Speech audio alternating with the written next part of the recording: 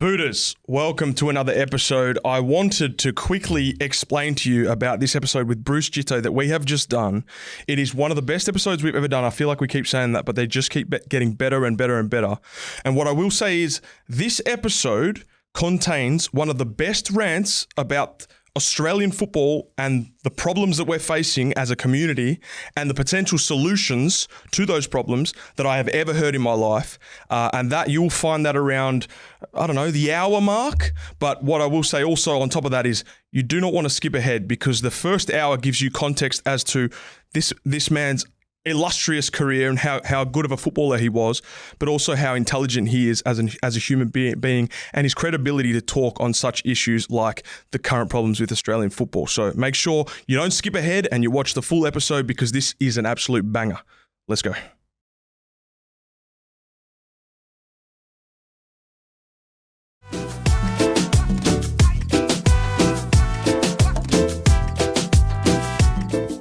Ladies and gentlemen, welcome back to Suited and Booted. I'm your host, Jarogba. To my left, Lord Mahazi. to my right, Number 10.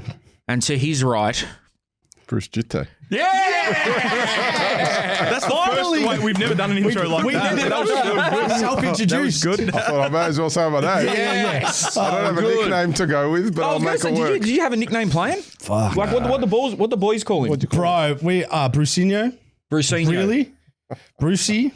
He didn't really have a short nickname, but I just fucking had this memory just then, which just made me laugh, bro.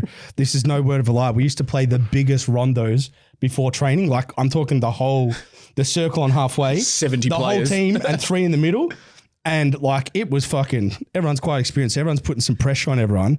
And obviously because it's quite big, if you went through the middle, you had to hit the ball like proper. Oh, yeah. To give the guy time as well to take a touch and stuff. So he started saying like put some pepper on it. And then it started getting like if someone hit a pass like too short, he'd be like, pepperoni. Anyway, bro, in a game, we're all starting to say pepperoni and shit. In a game, someone doesn't hit the ball, he screams out. There's like 20,000 people there. Pepperoni. Those were the days. Yeah. Put some pepper on it, bro. No sloppy passes. Yeah, man. Booters, before we get into this very special episode with Bruce Djite, we just want to give a massive shout out to our major sponsors, Armadura. They will have your team looking fly, looking fresh, looking clean, and looking suited and booted coming into the new season.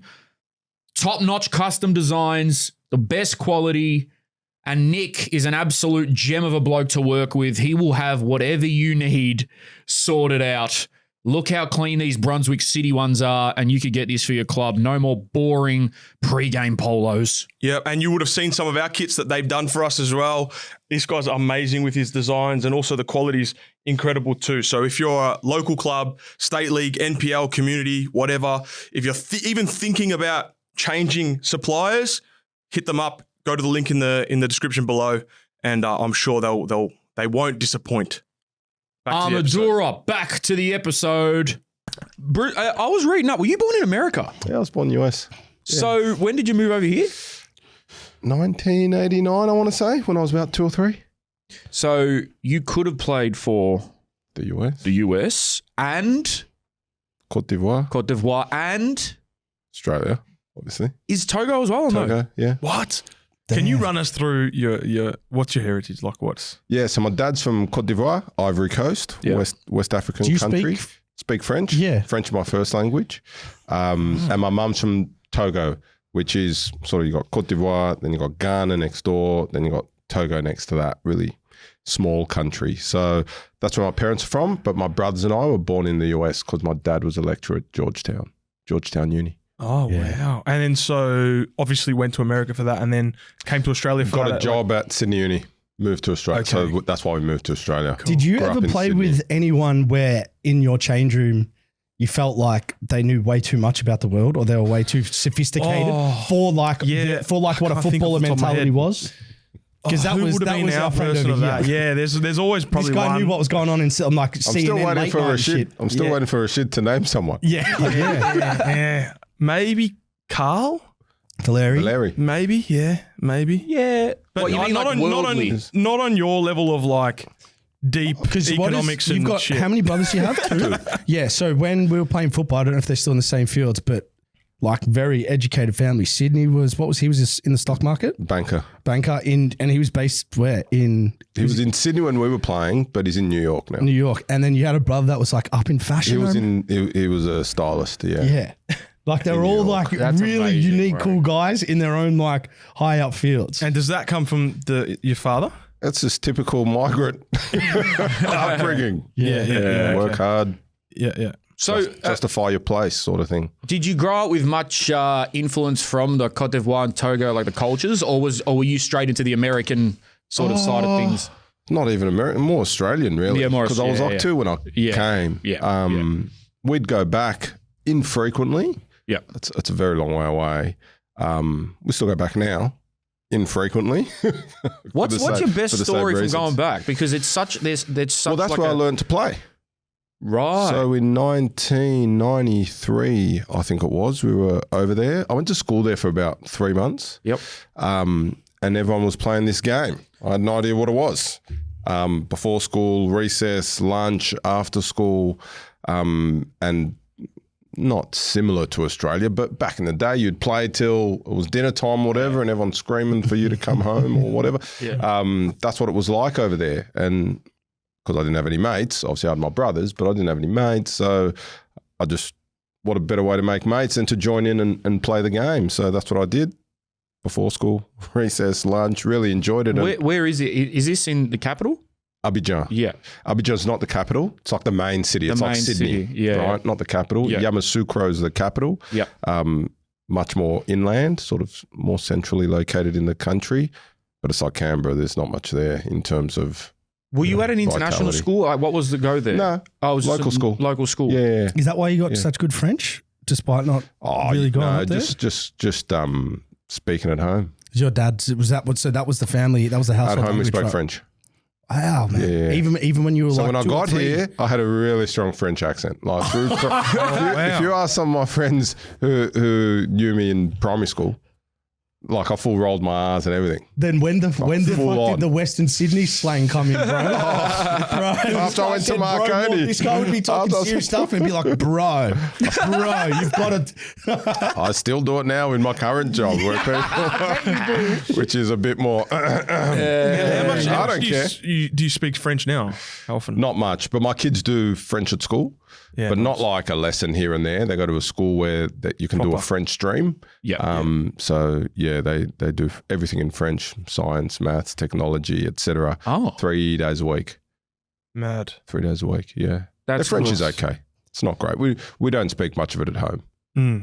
Yeah. I'd need, yeah. If anyone wants to ever procreate with me, just Yeah. putting it out there, I would make sure my kids are bi or trilingual. Yeah, it's So we're going somewhere else. No, I wasn't going down a different route. It's almost 2026, man. Yeah, Anything- exactly. I hope the anything audio was goes. clear on that. We're a progressive podcast, man. Yeah. Yeah. So how was it moving to? Was it West Sydney that you guys landed? No, we landed in West Sydney. Yeah, like that's sort of first couple of years in Australia. We were out west, and then we moved to North Shore, which is very different. And basically went through school in Linfield, Kalara, suburbs of the North Shore. How was it coming here? I mean, African family in those years. And we're jumping ahead a little bit here, but were you the first African player in the A-League? Nah, was I? No, I don't know. No, sure. Jonas Sully would have played before you. Nah, he didn't play before me. What was your first year? 06? 07? Yeah, So what, season 2 or season 3? season 2. I reckon it might have been. Season 2. Fuck, season 1, no Africans? Really? Nah. Nah, that can't be right, That bro. can't Wait, when you Right. say African, what do you mean? What do you mean? What do you mean? What do you mean, bro? Like, Can only come what do you from a mean? certain Like number a of countries. passport, or you mean a background, Descent? or what do you mean? Like, Like African influence? Like, where are we going here? nah, like, yeah, maybe a passport. I don't know. Okay. Like, how far back do you have to go? Not that far. Parents? Yeah. Do you know what? Parents, It's- either way, you're in the top few. Does Dwight Either- York Either way, yeah, count? that's a good question. Yeah. Because he was there. Well, Trinidad and Tobago. I mean, African influence. yeah, that but came in. yeah. Trinidad and Okay, but Tobago how was it back then in the league with Was there racism and stuff? Or like, Not that I experienced. okay. In the A-League? No. Yeah. No, not in the Not A-League. that I experienced. That's really good to hear. Bro, I 'cause remember like football. Yeah. when actually before your Adelaide journey, because you were actually you were in a good age group, bro. Because when I got to Adelaide, the year before I got there, Dario had joined. Dario was there. Did you just join? Was that your first year back on your second return? That first year under Rinnie? Coolin? Yeah, because it was right. I'd already been there. I left. I come back from Turkey and China. Yeah. And Gold Coast. Correct. Back to Adelaide. So I'd kind of done the pathway that Bruce and Dario had done, like more recently. AIS. So these guys, that when I first got there, they were kind of like very close, and I would kind of get bullied a bit. Like I'd go away and we get beaten by. Genuinely, we got beaten by Japan 5-0. And for the next 2 weeks at training, that's all I heard from these two. Because of like, obviously I didn't know because our age gap was apart, but you went through the institute, you played for New South Wales. Yeah. Like that youth period for you, when did you, I guess Jerome always asks players when we come on, when did you realize that football was for you, and when you thought maybe, you got a chance to make it? Probably when I was 8 years old. And then, I was one of those kids selected in every team. I was big for my age. I'm born in March, players born in the first half of the year, especially back then. There was no philosophy and football wasn't like what it is today in Australia. So it was about power, speed, running, So I was always okay in those fields. And then it was when I didn't make the AIS the first time around. It was the first time I had like a question mark in my head. Because the first time around AIS trials, Steve O'Connor was the coach. And I didn't get selected. Football superstar. So, that was probably the first. And what would I have been then? I reckon I was in year 11 or 12. You've been like 17, 18. I was 17 or 16, I reckon. Yeah. Because that AIS intake was essentially for the under-17s. Right, okay. Essentially. Yeah. And then they shifted the age groups and it became more focused on under-20s. So they had trials again about a year and a half later, and then I got in. So I didn't get in the first time of trialing at the So AIS. why do you think you didn't get in? They said I wasn't fast enough. Okay. That's what I got told. Okay. Wasn't fast enough. Okay. Well, yeah, you were quick. You run through the gates. Yeah, you were. Low Yeah, threes, I do. this was when that was topical though. But this is when it was like key. Yeah, so like, if you weren't under in three, the sprints, you didn't do well on. Not sprinting on the do you field. remember no. Rashid, that It was era? all about testing. Holy it was shit. how quick are you through the gates? There was a guy called Jimmy Downey from Queensland. Yeah. He was rapid, and he was fit. Yeah. So his beep test was great.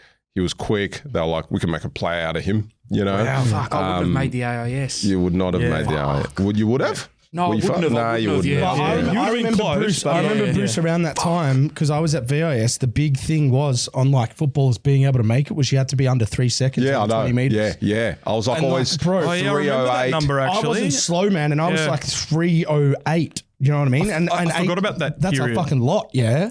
Yeah, bro. So I was like, damn, bro, that's like a That's all that sprinter. counted. You had to get at least 14 in the beep test Yeah, and under stupid. 3 in the. And that was in the progressive laser thinking at that gates. time, though. I remember there was sort of this thing of like, oh yeah, we're progressive in thinking, doing all this data So stuff good at and all sports science in yeah, it's Australia, right. And then now we're kind of starting to understand that you probably need to look at things a bit more balanced than just looking at sprinting. Now it's very different. Who was in now it's your very different. who that's like kicked on that's notable was in your AIS class? Nathan Burns. He's the first name. Dario, of course. Vidicic, he had a good career. Sporanovic was there, of course. Had a great career. Nikita Rukavica was there. Yep. That he was quick. Topper Stanley? He was quick. He was quick. Yeah. He was real quick. Is Topper Stanley your He's older. older? Yeah. Topper was older. What were you, 87? 87. Yeah. Top standards in 85. Who else was there? Cam Watson was there. Oh, Cam Watson. Shout out. He'll be listening. Yeah, We're going to get him on the pod. I've asked him about 16 times. Oh. You only had to ask me once, bro. Yeah. Who else? Who else was there?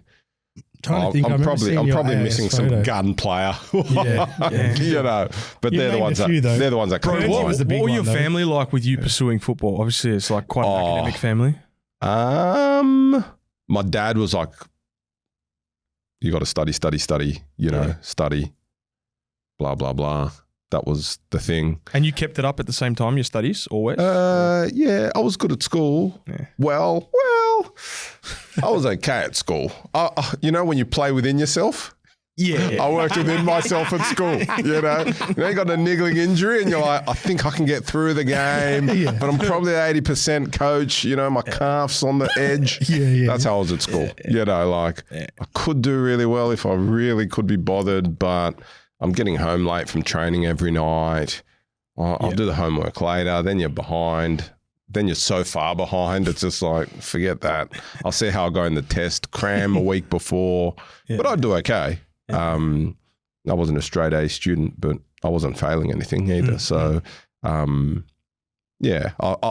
view was always football's finite, right? Because it's like time stamped. So you got to put all your eggs in that basket. And university back then, it was hard to get into university. University now is just a numbers game. They're just big business. But, I always thought university will always be there. I can always go later. And that's what I ended up doing. Whereas football won't always be there. You've got a time. That was my rationale. Yeah. So when you didn't make that first AIS squad, did you go and I went to Macquarie Uni. I went to Macquarie Uni because I had to go to uni then. Oh, shit. Right. Did you work on the speed? Did you go start doing sprints in the Did I work on the speed? Oh, well, because you ended up making the AIS. Speed. Not that I was slow. So it was and speed, you probably got to train for a year to shave off 0.01 of a second, right? For sure. Right. So probably needed to work on other things other than my speed, which I did. But I played at Marconi the year before the A-League started. So we had a really good team, like Nicky Carl and that were in the team. People like Luke Cassilly, Brad Maloney were in that team. Broski was still there, I reckon, but he left. He went early, I reckon. We might have been overseas. Ans Costanzo was there. Oh, was he really? Yeah. So it was a really strong team, and then they all split into different clubs because all the A-League clubs were sort of picking them off and poaching them off. Yeah. But I went and played there for a couple of years, or a year and a half, I reckon, and was at Macquarie Uni. But I had my Ps, so I could drive myself around. But that's what I did when I didn't get into the AIS the first time around. Yeah, nice. So how does the Adelaide move? How do they come knocking? Adelaide from the AIS. So when I was there, John Cosmina, Adelaide United coach at the time, invited Nathan Burns and I for a trial for one spot. And we both trialled well, but Burnsy was a lot more dynamic than I was. You could play him as a striker, you could play him as a 10, you could play him as a right or left winger. So they went with Burnsy because in a salary cap league, if you can play 3-4 positions, oh man, you are worth a lot more than someone who can only play one, especially back then when the cap was really tight. It had just started because this was season 2 of the league, right? But Cozzy was still keen to keep me involved, and back then you used to have injury replacement players. So when someone got injured, you could sign like a 4-week contract. No one was signing 4-year contracts. You could sign a 4-week contract. That's right, I remember that. So I was going back and forth from the AIS when Adelaide United players would get injured. So Shenking Chu got injured, striker. I'd come for 8 weeks. He'd get better, do his rehab. I'd go back to Canberra, back to the AIS. Des Giraldi then got injured. Then I'd come back. He was injured for a little while, so I'd stay in Adelaide for a while. So you were like an emergency player. That's crazy. Yeah, basically. Can that happen now? But then you go, no, it doesn't happen now because you've got youth teams and all sorts. But I'd go back to, so I was on the edge. So when you're coming in, are you playing or are you just like sort of training and sort of on the bench, making the bench every now and then? Not like a regular player or anything like that. Because how hard is that to perform? Like if you're coming in, well, it's hard, but always because you'd always be like, be ready. Yeah. Don't go back there, just muck around. Make sure you're ready because you never know when your opportunity is going to come. And I was like full on because I could feel it. I was so close to it. So I'd go back. I'd train twice a day because you did doubles back then at AIS. And then you'd come back and I'd always be ready. I trained well. I was hungry. And to be fair to Cozzy, he gave players a chance. It was very matter of fact. If you deserve it, you're playing. If you don't, you're not. How did you go with back then, especially even when I came in, but even more so probably when you came in, it was men in the change room. Yeah, it was like proper.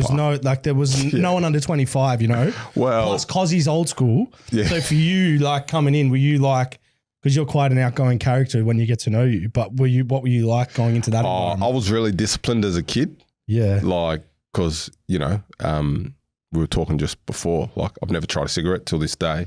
I didn't drink till I was 21. Like I was super motivated, disciplined, sort of tunnel vision as a kid. I had a coach, Kelly Cross, at New South Wales Institute of Sport. He was like strict. But that was fine because my dad was like that. Don't make him cross. Make him cross. And so my dad was like, that was my natural habitat to be in those environments, under Postecoglou as under 20s. Like that guy is strict. Yeah. I was like, Give an example completely of fine with that. what he implemented that was so, like you're saying he was so strict. Who's that? Who's this? Ange. Because we hear stories, right? And you were one of the guys that saw them, but he obviously has an element of them, but particularly those that played in Ange's tenure as a Joey's or a young Socceroo coach. Like maybe people didn't think he'd go on to do what he did, but also like it was like militant type camps you'd go into under him. Yeah. Can you explain to everyone what those were like? Oh, I don't know, man. He had this, he could go banana, he could like red mist, so you always were like, once you'd seen or experienced that, you're like, okay, on edge. Do not annoy this bloke, let's just follow the rules and do everything properly, so he set that standard early doors. Like he's not there to be mates with players, not there to joke with players. He's there to get the best out of them. That's it. It's a transaction. And I was really comfortable with that, but I was always sort of mature for my ages as well. And so, coming into that environment with Cozzy, like it was fine, but it wasn't just Cozzy. You had Ross Aloisi, you had Carl Viet, you had Richie Alagic, you had Michael Valkanis, all guys who were very senior and like very sort of like serious as a young player, especially. You're what, it was like, 17 or 18 at that time? 18, I reckon. 18. Yeah. 18, maybe 19. Okay. 18, 19. But like you didn't answer back, you didn't talk back, speak when you're spoken to. Like, don't get me. And then there were guys like Ange Costanzo, who was like cool, chill, always cracking jokes. Do you have any good stories from that like early period at Adelaide? Yeah, what's one story you can like sum up that period of like early A-League days? You know what? Adelaide was really good because I found the environment really good, which I thought was normal. I learned that was not normal later. We had I'll tell you a great story. We had this great owner, Nick Bianco, right? So the Biancos owned Adelaide United, and he was the most generous, nicest bloke in the history of the world. Like he had a huge sort of construction material type empire. The company is still going sort of today under different sort of guys. But under Nick Bianco, it was amazing. So we'd have these media barbecues. So I can't remember, I might have been before every away game. So we'd train at Cooper's, Hindmarsh back then, before we went to the airport. But there'd be all different food trucks like wood-fired pizza, lobster, prawns, and all the media after the presser, because you do your presser and you get all the media there. Yeah. And now they knew they had the media barbecue. The cameramen are there, like everyone's there, right? Because there was a lot of interest in obviously the game, but also they'd all hang out for the media barbecue after. So it'd be all the players, all the staff, all the office staff, all the players, and all the media. And it was amazing. And Christmas that year was at Bianco's, like their facility. And this truck, beep, beep, like reversing, and everyone's like, oh, what's this? You know, and this is a bloke like he runs this empire and is like the last person in a 50-person deep line waiting for his sausage on bread. Like he was so humble, Nick Bianco. Anyway, so they open up the back of this truck, like roller door. It's just full of PlayStations. What? And me and Burnsy are like 18 and 19, right? Oh my God. Everyone's like, what? PlayStation for everyone.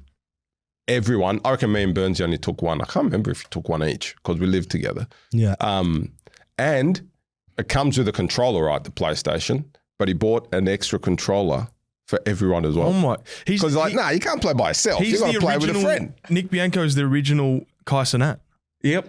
That's unbelievable. So, do you even know who that is? So, no, but I don't know if that makes he's any like sense, Nick Bianco, He was giving out PlayStation. it must be unbelievable. But yeah, those were the days. Like that was utopia. Like I thought it was normal because I didn't know anything different. I didn't know any different. Yeah. I just thought that's how all clubs ran. Were you there when Romario came? Yeah. Bro, Yeah. you gotta ask about that. That was good. Bro, do you remember? I don't know if you remember, but how long was he stint? 4 weeks, I reckon. 4 weeks. 4 weeks. Yeah. I can't The The remember what A-League they loved a paid 4-week period back then. him. It was one of those. He was a marquee guest player or something like Bro, that. you They asked had all me these nuanced there are some rules. defenders through the 90s that say Romario was harder to defend than R9, which is crazy when you think about it. Let's break that down. So the A-League used to have, because I'm pretty sure he wasn't the only player that did this. There might have been another. I David can't Villa came to Melbourne That's City right, like that. David Villa. So 8 weeks. it was a guest signing, which was like a couple of weeks. Yeah. And you were saying 4 weeks, I reckon. 4 or 5 weeks. Do you know any of the nuances that were in the contract? In his? Well, No, it was like you could get a marquee outside the salary cap for 4 weeks. He was like a marquee player. He was a marquee player. did he play all 4 games or all 4 games in the month? I think I don't know this, but check. reading between the lines, I think John Cosmina was basically told he has to play. The team was flying, right? Romario came and it just went doop. because Romario, I can't remember how old he was He at was the like, time. I reckon he was 40, bro. Could have been, and Like, not Cristiano 40. Like Yeah. I'm not even 40 yet. Yeah. And did he? Like, I couldn't do nothing now. I couldn't move. Yeah. Right. So like he was there. He had this massive penthouse apartment at Glenelg. Anyway, I can talk more about Romario on the field, but I remember he left. I don't know, and he still had a week or two on his at his apartment, and one of the guys in the office, I won't mention his name, gave us the key, and they said, "Hey, Bruce, like we're still paying for this apartment for another week or two, so if you're out on the weekend and you want to use it, like just use it." Oh my god! It was sick. It It was so good. What a It was perk, good. bro. Yeah, How was proper perk? What was the attention like around him from the crowd and stuff? Yeah. Huge, Yeah, okay. huge. But the crowd didn't give him much. Like he damaged the cohesion of the team. So I think the crowd was patient the first fortnight or so, Yeah.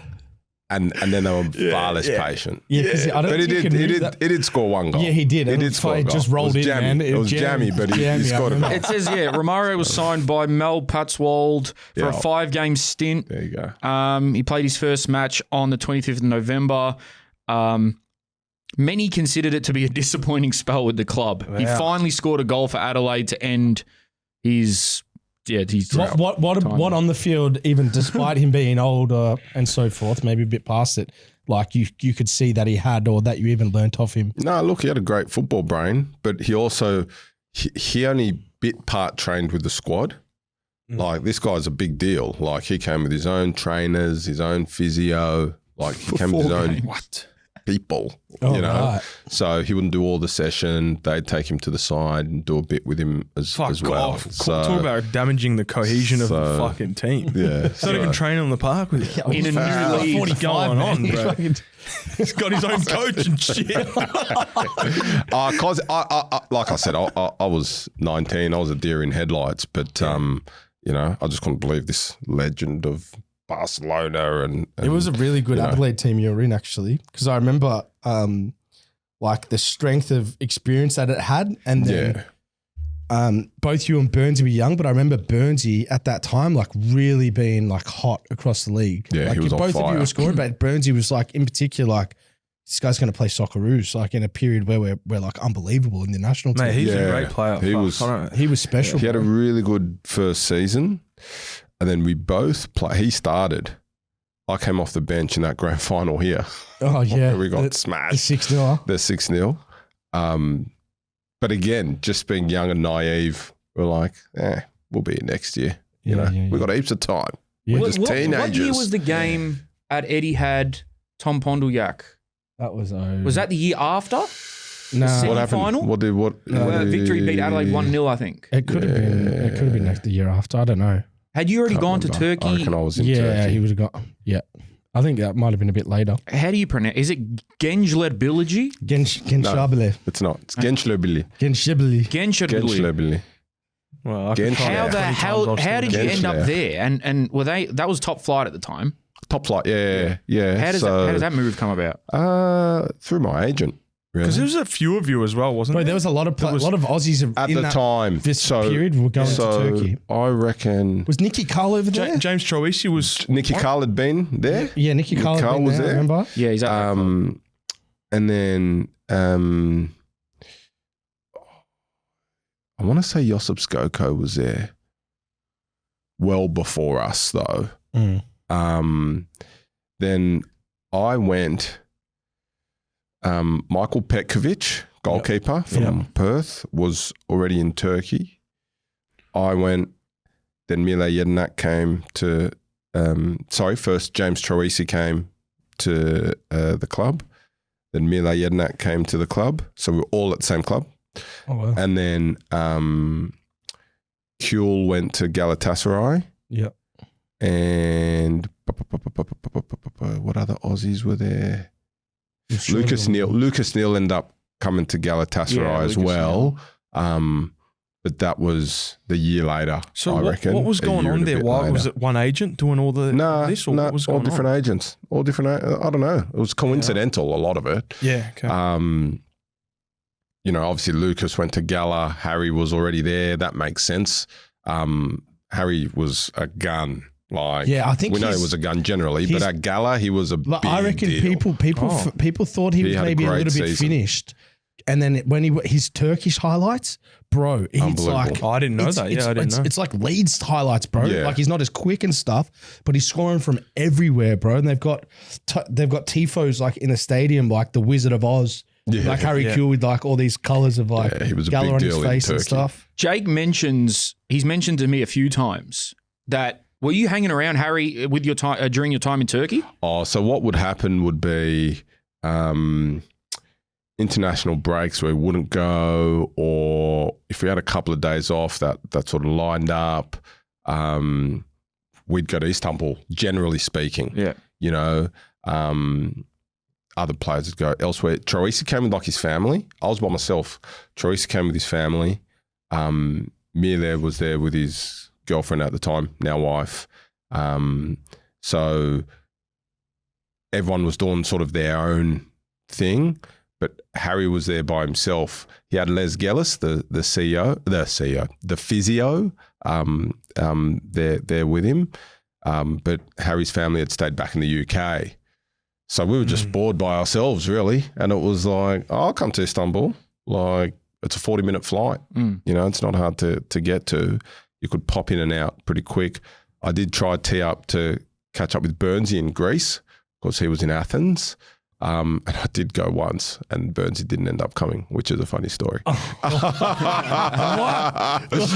But yeah, we'd go to Istanbul. We'd go out. It wasn't like a weekly thing, but every now and then. But yeah, he was a big deal there. Can you paint a picture of like how much of a big deal he was? Are we talking that you guys are in public and he's getting bombarded? Is that that's what's happening? That's what's happening. And I'm just like a water boy. It was great. I loved it.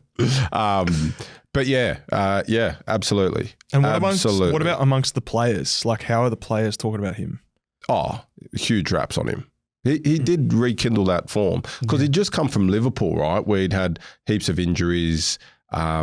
Big price tag. Big price tag. You know, a lot of critics in the UK. Like, he had to get out of the UK and reignite his career, if you like, and he did that at Gala. Like, you know, the fans had a song. Fans have a song for everyone, but they really had a song for him. He was one of their key players. It was like him, Milan Baros. You know, they had some really, really great players at that time. The Turkish league always has some unbelievable players sort of around there, but he was definitely one of those. Yeah, bro. How would you describe the Turkish league? Great league, like in terms of football, the standard, unbelievable, like really strong. Of course, like most European leagues, you have, you know, your big 4-5 teams. So you got Besiktas, Fenerbahce, Galatasaray, Trabzonspor. At that time were a really big club. And then you've got like this sort of middle tier where if you have a good season, you can push for Europe, or you can push for a top 6 sort of finish, and the next year you might be 15th. You know, yeah, in that, and then you've always got like 3, 4, maybe 5 clubs where they're probably going to be fighting relegation. You know, those that have been promoted and those that are on the lower edge of the Super League, as it's called. So that's sort of the breakup.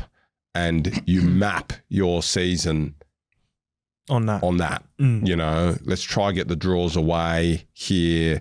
You know, against these bottom 5, we've got to try and win those, whether we're home or away. Do you think that's common knowledge to supporters and stuff that teams do that? They look at other teams and their fixtures and they go, we need to win this one.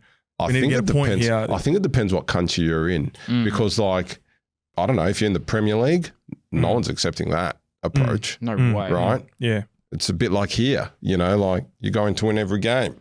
Because you can. Like, because you can. And you can. Yeah. Whereas, you know, you're playing Galatasaray away, you're Gençlerbirliğ, you're even on a good run. Like, absolutely you want to win the game and you try to win. But if it's 1-1 with 10 minutes to go, you're trying to you know, drain that clock. Right? I've heard that the loudest decibels that they've ever recorded at a football game was at Gala. Did you play there? Yeah. What was the most hostile atmosphere that you played in Turkey? Was Besiktas. It was Besiktas. Wow. The stadium's closer. Yeah. Right. It's close, man. Yeah. I think away, Besiktas, in terms of like that intimidating atmosphere when you're on the pitch. Gala was always hard, right? Because they had Arda Turan. He was like young back then. He was like the golden child of Turkey. He's like the Arda Güler of today. Yeah. Back then, right? Yeah. But then there was a club that I was on loan at in Diyarbakir. I went there for 6 months, just pre-World Cup, just to give myself the best chance to make the World Cup. Because the other thing in Turkey is coaches change. Yeah, right. Yeah. Like I had Volatile. Yeah, the coach that wanted me initially at Gençler was gone after 8 weeks of the season. So I did all pre-season, all the things, and then after 8 weeks, gone. We had an interim coach for a short period. Then they brought in another coach. He was gone at the end of the season. Then they brought in another coach for the next pre-season, and I was like 21. So I've gone from Adelaide, where everyone's getting a PlayStation next to a controller, to like, you know, Cutthroat, man. Cutthroat. It was full on. But again, like I said, I'd grown up, you know, respecting elders, you know, really disciplined. So like that was a really good grounding. And to be honest, speaking French was really important, because when I first got there, the English, there was a couple of like Turkish people of Turkish descent who'd grown up in Germany, could speak English. Yeah. Else it was the African players, and there was a guy from Belgium. And honestly, I spoke French for the majority of the time You're lucky you had that in the Arsenal, really. That's right. Absolutely. So your in social terms of life? adapting. I remember you telling me, and rings a bell with that, like you didn't have much of like a life outside of football then because it was very... And I didn't want one anyway because I was there, I was in Turkey, like you're on the cusp, you know, Nicky Carl had gone to the championship from Gençler, you know, Skoko had gone on into European football. It was a little bit before my time, but you're so close to making that next step. And the PFA would always tell you, you know, your first transfer, I can't remember the stat, but it's literally like 9 times out of 10 is your best ever.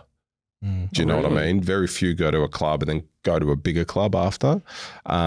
So for me, that's a legit stat. You should ask them for what that stat is. But it's true when you think about it. How hard it would be to bounce off to a bigger club than your first. It makes a lot of sense. That's crazy though. Yeah. So all I was focused on was football. Like you had a room at the club. Like I'd stay there the majority of the time. Oh, no way. Yep. Damn. Because you could have breakfast, lunch, dinner there. You had a room at the club, change room on the ground floor, and then there was, I don't know, call it 4 or 5 full-size pitches. So you could go do extras. You were just locked in. Were you getting I had my apartment. Was this when you were getting mentally locked? Yeah. Is this your first? So Turkey was your first bridge into the national team? No. Like senior national team? Nah, because that was when I was at Adelaide. So when Burns and I were at Adelaide United, Arnie called us up to the pre-camp for that Asian Cup. That didn't go well. Was that 08? The one where was that? It didn't go well. Was it 08?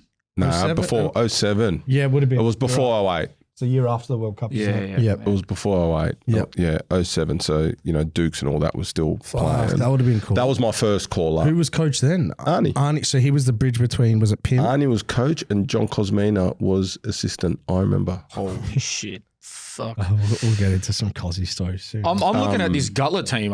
They had Alano, Yeah. Abdul Qadir Keita. Alano came from Man City, I reckon. Yeah. Barosh, Lucas Neal, Harry Kewell, Arda Turan. They had all like Joe. Remember Joe from Man City? Of course. So, yeah. Giovanni De Santos. Yeah. Yep. Fuck, they had a good team. Ronaldinho's prodigy. Yep. And then they had all the big Turkish internationals on the team. Exactly. Yeah. That's a massive team.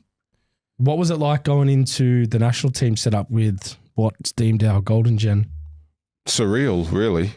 You know when you like have that insecurity, like, why the hell am I here? It's a bit like that. Yeah. But it was I found it to be unbelievable, you know, because you had guys like Archie Thompson and Paddy Kisnorbo and always keep the mood up, you know. Their banter was always really good, never took themselves too seriously and stuff like that. But it was interesting, because they were no different to us sitting here, you know, really humble personalities, good people. A lot of them had, you know, grown up in circumstances and gone on to do big things in the game. So yeah, it was just amazing because you know when you only see someone ever on TV, you get an idea in your mind of what that person may be like. Yeah, but they were all really good people. Yeah. You know, and it's a good lesson for like. Actually, it doesn't matter what you achieve. At the end of the day, just be a good person. Yeah, treat everyone the same, you know. I really took that. And what about in a footballing sense, like actually in training sessions? So like, I don't know. I was one of those players, like I had to concentrate on my hydration. I had to make sure I was fit, strap my ankles, do all the things, you know, to perform at my best. Whereas like, they're so good, some of these players. Like they could go from having jokes and mucking around at lunch to like the evening session and just flicking a switch. Yeah. I'm like, how did you do it? Like, who impressed you? Like, obviously we all know the bigger and the better players and stuff like that, but who surprised you in that environment? Surprised, you know, who surprised me? Like their technical ability and skill, Vinny Grella. Really? Oh yeah, because you see him as a bit of a you see him as like an enforcer. Right? Yeah, and like you see him as like an enforcer, and you know, someone who was like the hard man, like the Gattuso of the team. Yeah. I swear to God, class. this is legit. There was one game, I can't remember the game. I was on the bench. I was always on the bench for the national team generally. And at halftime, right? So we're warming up at halftime, just doing a bit of juggling. And he starts ripping out all these tricks, but like proper. I'm like, what? Who's this? Grella. Like, Grella. he's flicking it up. He's like bouncing off his foot. Like he's not dropping the ball. And then like passing it to me sort of thing. And I'm like, I just don't want to drop the ball, right? Like, could try doing it around the world, but if I screw it up and no. So here I am, like 3-4 touches back to Vinny. He was doing this off his head, off his shoulder. I'm like, wow. When did he have that? Think of the level, right? Yeah. Like then you start to think like, imagine how good Pirlo is. Like seriously, like you just see him on you just see him on TV and you're like, wow, he's good. But like, and I try to explain this to my son. Like, we watch the Beckham documentary and stuff like that. And I'm like, yeah. So you see that free kick he scored against Greece? Yeah. Like, if he was training that free kick, he'd put it there 9 times out of 10. Yeah. Like kids just think, Yeah. it just happens and you train a little bit and, you get a good one and, it's like when we were in the under 20s, young Socceroos, we went to Chile, right, for this camp, Chile and Argentina. And we're watching Colo-Colo train, the senior team. They were practicing free kicks, like 3 or 4, like they're free kick takers, right? Are practicing free kicks like at training. And to master their technique, they put 2 balls next to each other, like right next to each other, 2 balls. And they'd come in and they'd just hit that ball. And this other ball wouldn't move. Wow. To hit it clean, right? But like all their free kicks were unbelievable. Yeah. Like they're coming off apex, they're hitting the crossbar, they're skimming the post, they're going bracket. This is why every single one though. This is why I love asking the question But of every who's surprised single you in one. training, because you can see him in a game, but in training sessions you can see stuff like that, and you're like, And what that's the the hell? difference. Like the person I saw who was really good at free kicks was Christian Sarkis. Yeah. Wow. His consistency to like get free kicks. But how many free kicks he score? Yeah. He scored some, but not many. Yeah, because Yeah, I remember Like- he came in the tag, the dead ball specialist. And like, he gets them over the wall, but like they're not going in. And I'm telling you, this guy's free kicks were good. Like, Yeah. and this is what I say to my son sometimes, like, no. So you got to understand, like, these guys can do that, but like all the time. And then in the game, sometimes it comes off. Yeah. And that's if you're Beckham. Yeah. Like, that's how good they are, Where it was funny. So here we are, we've seen these Chileans hitting these free kicks. So what do? We get 2 balls. Mate, I'm surprised someone didn't break their ankle. Because you hit the ball, you're hitting the other ball still. Oh my God, it was ridiculous. But yeah, Vinny Grella, man, very skillful player. Yeah. Like, That's a nice one. You'd expect that, but like next level. But to be fair though, when you think about when you play with good number 6s in training, they can do more than what they do on game day. Massively. Like their role is restricted. So like they are more skillful, but sometimes they're so technically savvy, you're like, fuck, in a possession drill, they're like, that's why they don't lose a ball. I remember Vinny saying to me like, if, I'll try play a harder pass. If it doesn't come off, then my next one will be a simple pass. And I'm like, what if you lose that one? He's like, then the next one. I'll just go through someone, Brucey. Oh, brilliant. Bruce, Gold Coast United. Yeah. Brucey razzed, by the way, when he was at Gold Coast. I remember watching That's where I met JBD. No. Oh, really? No, Were you there or you went there no, after? I got signed when you were there, but I came, bro. Were you in the youth team then? No. I was at AIS. You were still AIS. Yeah, bro. I signed when you were there, but I wasn't until the next season. Then I'm thinking, fuck man, I'm going to play with all these players. I knew you were on a shortened deal maybe. I was on a 1 year. Yeah, but like everyone, bro, left. Like 3 weeks Everyone after I signed, left, everyone was like, nah, we're But out. Zach Anderson and stuff were there. Yeah, but I'm talking like Kalina, Brown. Smelts. Yeah. We had a great team. Yeah. We had a really strong team. Yeah, ask me. What about it? Oh, what not about it? Like, I mean, That club had so much potential. Thank It was so disappointing how it ended. And to be honest, Clive Palmer, he was actually like a pretty decent owner. Yeah. When I was there for that year, apparently it was unbelievable in year 1, which I wasn't there for. And in year 2, people are like, oh yeah, he's sort of seamless. There's definitely not spending as much money because we're scrapping to get a physio and stuff. It just was a bit weird. But you could see it was on the downhill, I reckon. Yeah. And Miron Bleiberg, I thought Miron was a great coach. He had his quirks and he did different strange things, but he was an awesome coach. And I can tell you, like in my career, the seasons I felt not most comfortable, that's probably not the right term, but like the freedom to attack was under Miron at Gold Coast. I can't remember how many goals I scored, but I scored 10 a and few. 23. And then under Guillermo at Adelaide United when we won it. Because generally under other coaches, because I worked hard and stuff, they were very focused on being the first line of defense. Like there was more focus on that. And Miron and Guillermo explained it in different ways. Miron was like, hey man, if I just want someone to hold the ball up and lay it off, anyone can do that. Turn and shoot. I don't care if you lose the ball. He gave you that freedom to sort of like be That's a mad. legit attacker, right? Within reason, of course. Isn't it funny how you have 2 players play for the same coach, but polar opposite opinions? He's saying... So wait. That was Miro. And then Guillermo would say to me like, you run too much. You run way too much. Yeah, What happened? When you get the ball, you're too tired.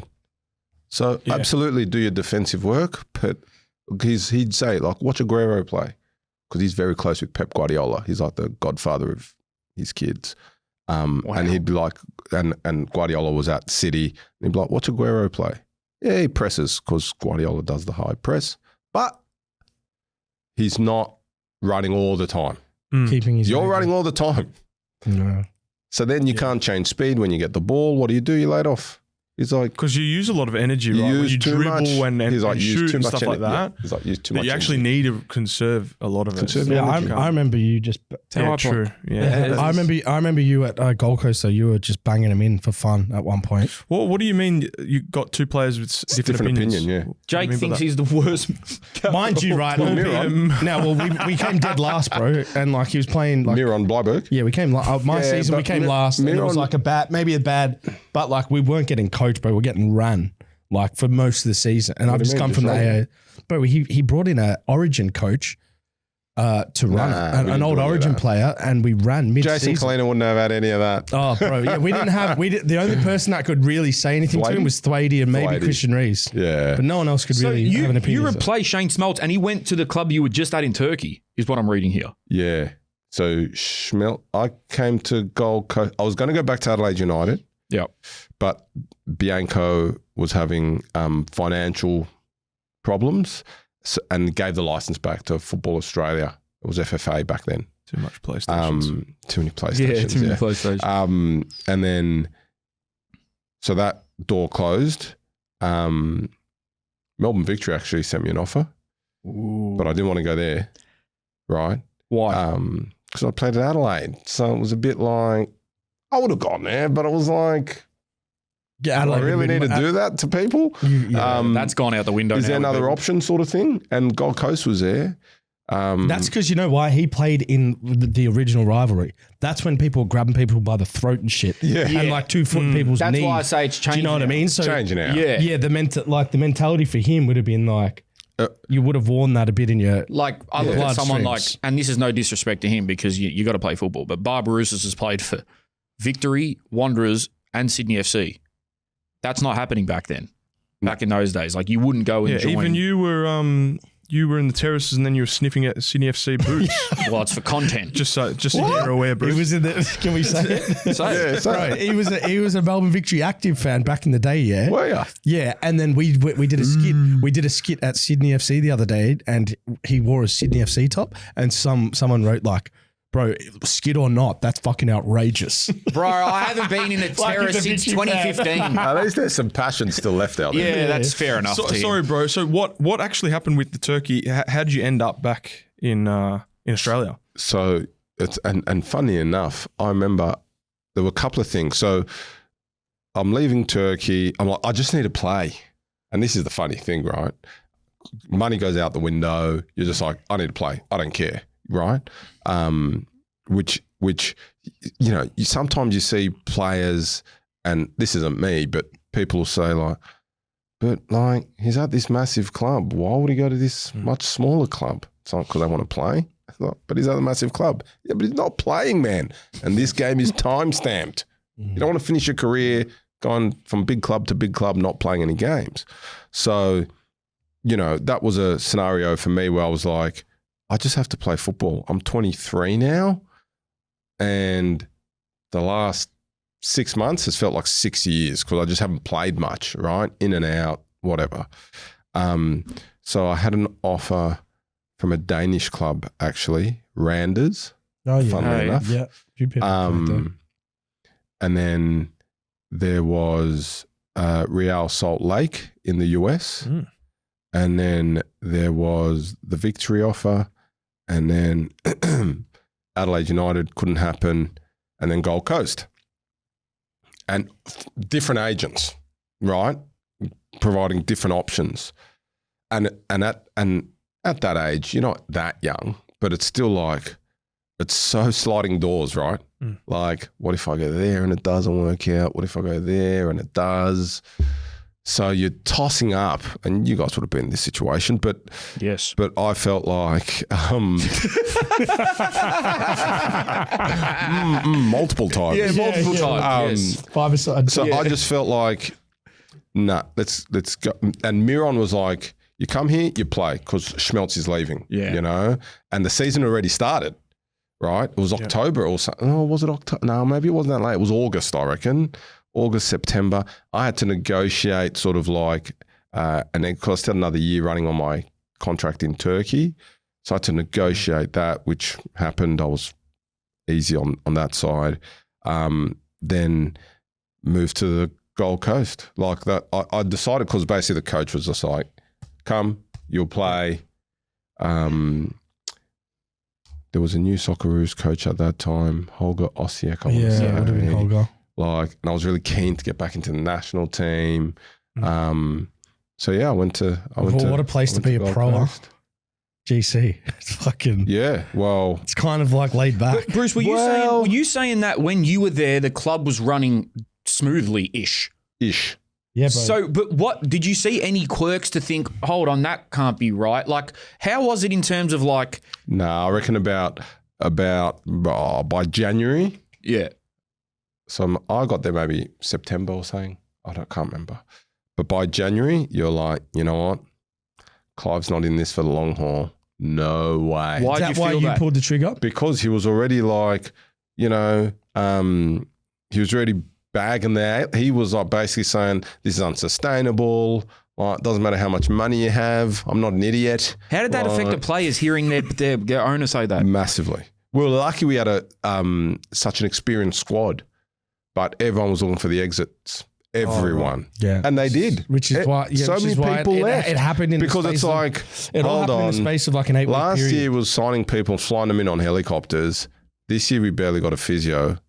What's next year going to look like? But wait, so then you came in the year after.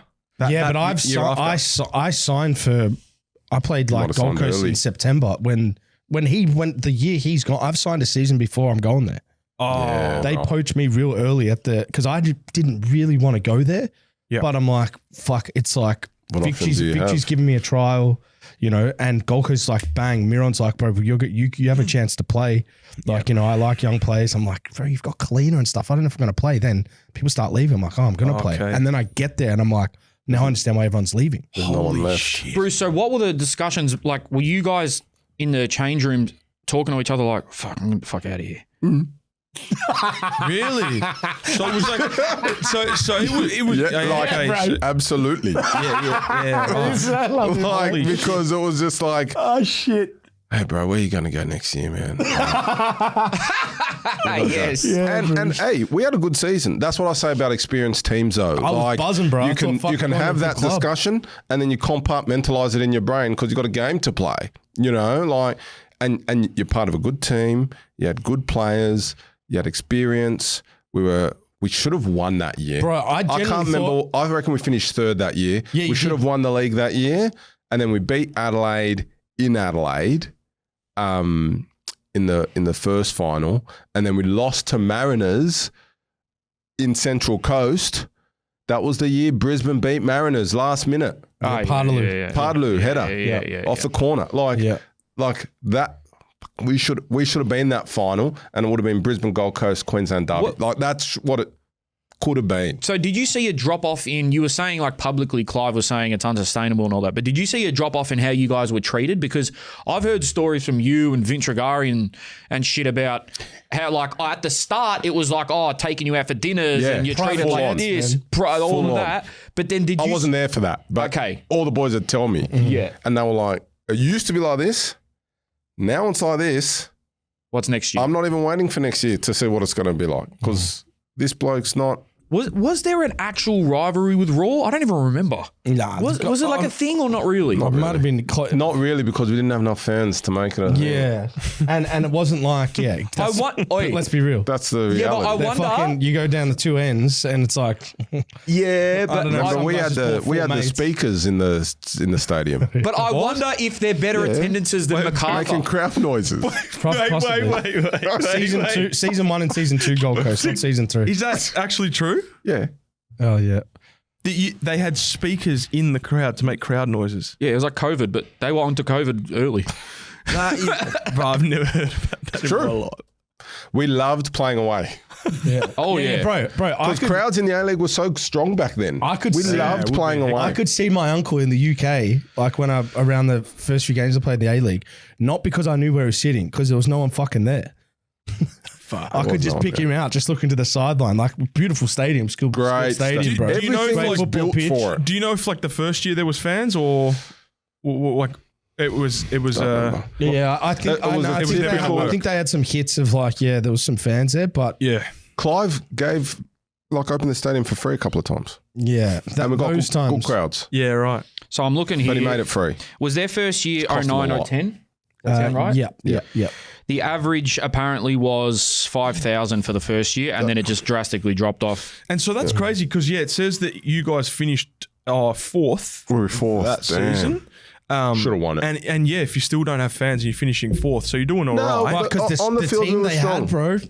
I remember thinking, I'm like, fuck, I'm going to a team that's like winning and shit. Yeah, you know what I mean? on the team we were strong. On Like, the the whole pitch. year I'm the only games I'm watching is Gold Coast games because they're relevant. And I'm like, bro, this team's fucking good. That's why I know had a good team. how good you were at that time, because I was like, bro, you were banging in goals for fun. There was a lot of good plays. Like Taj Minicom was doing like, these Taj young was- guys were doing well. So he'd play young plays, but then you had like strong experience like Bas Vandenbrink, I've got Dino Michael Djite. Thwaite, Dino Djulbic. Yep. Yeah, I'm looking at the squad now. Glenn Moss, Michael Thwaite, Mossy. Dino Djulbic, Vandenbrink, Adama Traore, Adama. Robson. Remember Robson? Robson was, Robson was good, man. He was just a bit lazy. yeah, But he Robson. was Yeah, good. Robson ability wise. And Robson used to tell me he needed to like have sex before the game. Oh, right. Which was like, Yeah, righto, a contrast to what you probably thought you would have to do. Righto, Robbo. But then my Robson stories, he used to, Miron's a bit unique. He'd do the look away passes. So I've said this before on this pod, but I just seen if you trigger some Miron stories, is in a warm up, you'd pick a partner and like you just pass the ball just to get going. And Miron goes, okay, everyone do the Robson now. And so we're at a fucking we're training at Carrara. It's like almost like a local park. There's a We Metricon used to train at training school. TSS. Yeah, see, we lost that when I came. See? We're training backfields at Carrara Yeah, in right. tin sheds, but we're doing these look away passes to do a Robson as a professional Miron did football have team. some, you do a possession drill and there'd be some random thing. Random rules and shit. Nutmeg equals a goal. You had have to Anderson, nutmeg the someone for a Brazilian. goal. Anderson, yep. Yep. Kalina. Cool. Young Ben Halloran, Josh Brillante, Yeah. young Josh Brillante. Yeah, Brillante was there. Yep. Taj Minikon, Golgol Mabratu. Yeah, he Shout was out. good too, man. Barack Obama, basically, at this bloke. point. Is he? Yeah, have you seen him, bro? What's he doing? Best looking guy in the world. Golgol. Golgol. I love Bro, that hey, bloke. He's the- the sorry, nicest man. the other He's thing- the nicest man. Yeah. I mean that a lot of those players you mentioned, like probably majority of them weren't playing. They were all like the young ones anyway. That was the youth team. They won when Bruce was there. They won it. Yeah. And the year before Bruce joined, they'd won it. What's a story from that period, man? Gold Coast. Come on, there's got to be one that you're like, what the hell were we doing? Gold Coast United. Oh man, Any Clive ones that you can say? Clive Yeah. Palmer. Hmm. I remember. I can't remember exactly what it was. I want to say it was the mining resource rent tax that the federal government was trying to push, Say allegedly. allegedly. And I remember him saying like, we're going to run a campaign. Mining's the backbone of this country. Because we used to do these barbecues at the office, right? Every club you go to does barbecue. just as a The office had you know, the office like had like deer running around and shit. every yeah? 2 weeks or so, every couple of months or a couple of times a year. I can't remember. They were infrequent. They weren't common. But it was just the. Why did I Got him. think so You got him there. I'm just picturing him doing a speech about mining in like a soccer No. changing room. So like Place. we're at this barbecue, right? And like families are invited, yada yada. And I'd always like to pick his brain. So like any Socceroos camp when Frank Lowy was there, Yeah. I'd try to ask him at least a question or two. And they're always generous Yeah, with of their time. Every time I had an opportunity to speak to Clive, because I was just fascinated by their success and stories. Because I'd always think like, players think they do all right. But like, there's someone doing so well that they're paying all of them. Yeah. Yeah, that's Yeah. fucked. When, Yeah, you, he- when you think about it, that's he's crazy. Right? He's like the Premier Australian League Trump. players get paid too much money, £300,000 a week. It's like, yeah, there's someone paying that. Yeah. How's that person going? With their throwaway money. Like, that's their hobby. Yeah, that's their hobby. This is their They're toy. losing And money. the players like driving around in Ferraris one day, Lambos the other day. Yeah, Yeah, and that's- like there's someone actually. So what do you doing that as a toy? Like, yeah. So what's this mining so thing? I'd always try and speak to him. And I remember it was this one day at one of these barbecues, and he's like, we're going to run a campaign. I can't remember who was Prime Minister at the time, but he's like, they won't be Prime Minister for long. I was like, okay. But Clive would always say like crazy stuff. Yeah. And I think like, I don't know Clive today, but like Clive of 2011, he actually said some like reasonable things, but his delivery just meant it got lost. Right. Because too sort of abrupt. like his delivery just jarring. So like people wouldn't accept it, yeah, right? The people stopped listening. He's like but Trump. he was the person saying things about the A-League That happened. that happened. Yeah. Like that's like true. That's hold on, true. like That's true. 10 years later, like He's an oracle. But he also was like big, bad, and ugly enough to stand on his own 2 feet, and and he didn't really care. So like he had nothing to lose if you like. Yeah, if you didn't fuck my career, I'd actually respect you. The way he delivered it, He didn't mean to. No, like, but you the mining. You are spot on, Bruce, because No, a but- lot of what he said fucking happened. But I swear to God, I can't remember what it was. It was like that Julia Gillard, Kevin Rudd, Julia Gillard. Something happened there. Yeah. And like, I remember like 6 months later, that person was gone. Oh, no It was probably way. Gillard, because she was in for such a short period of time. Yeah, I can't remember. Yeah, right. Maybe. So he sees the future. I of was this guy. really like back because all I did was kick a ball around. I was like, how did he? He's in those How does circles, that- huh? How does that work? In a democracy, that's kind of bizarre. Like, it really sort of piqued my interest, and that's when I started studying. To be honest, on the Gold Coast. Yeah. Because of Clive. No, just because I figured by then I was 24, 23. I'm like, yeah, you know what? Yeah. I'd started getting more involved with the players' union, so like the PFA, and at the PFA you see sort of like, or used to anyway, see like the executive would see like the hardship fund, nominations, if you like people nominating to access it, and you'd see some names, and I was like, that person had a really good career. This is weird. Yeah. And then that's literally what sparked it. I'm like, hold on a second. Nah. I know how I am. I'm a planner, and I want to be in control of my destiny. So in order to do that, you always need to have options, different doors you can push. And that's why I started studying. Far out. Can you talk about how much have you worked with the PFA? Can you talk about that or? Yeah. Yeah. I was on the executive for 4 years, I reckon. Oh, Can Yeah. we just bring up something on Yeah, that, on the go. PFA? Recently there was an article, I believe it was involving like Andrew Redmayne and Ben Garuccio about Striking or something? something I saw like that. something like that. Because they're about to go into negotiations for the collective bargaining agreement. Yeah. Yeah, see, like this is a massive article here. I can't even bloody read it all. It's Football 360, but it's the headline is "The question that left Redmayne speechless and debacle that players want to help solve as distaste with APL grows." Yeah. I think that's because the clubs, in short, the clubs are basically saying there'll be a hard cap, and Right. the cap is what the cap is, what the cap is. And that's it. They're like, well, hold on. How are you making that decision if we haven't even started the negotiations yet? Yeah. Someone said, I think at the moment there is a little bit of distaste, I would say, between the APL and the players. We don't have a say on the key things around the game. I was with a rugby league star the other day and he said, how long have you got off? And I just said, we just played round one. Yeah. That's probably one of my pet peeves, but it's just tacking onto the list. That's probably going top of the list for me. Then Ben Garuccio said a few things as well. We need to make a significant shift in visibility. Yeah. Well, let's say, can That's we without use question. Bruce's business hat? Because question. Bruce, people might forget, but Bruce was actually worked in the A-League, not just as a player, but was the football director at Adelaide. I always used to love picking your brain on like what's going on in the world and stuff. But like, right, if you were an Oracle, and we've joked that the only thing to save an A-League is a lunatic, what did we say? Clive Palmer. Yeah, a dictator billionaire comes in, just throws dictator. cash everywhere and like just takes us down the high road and drags us along. That might get us somewhere. But like logically speaking, what are the areas you see where there's massive gaps that potentially we can solve? Look, I think this is my personal view. League should have never separated from Football Australia. Ever, never. Why? And I reckon I got a WhatsApp message saying that I sent to the boys. Our group, Fappening.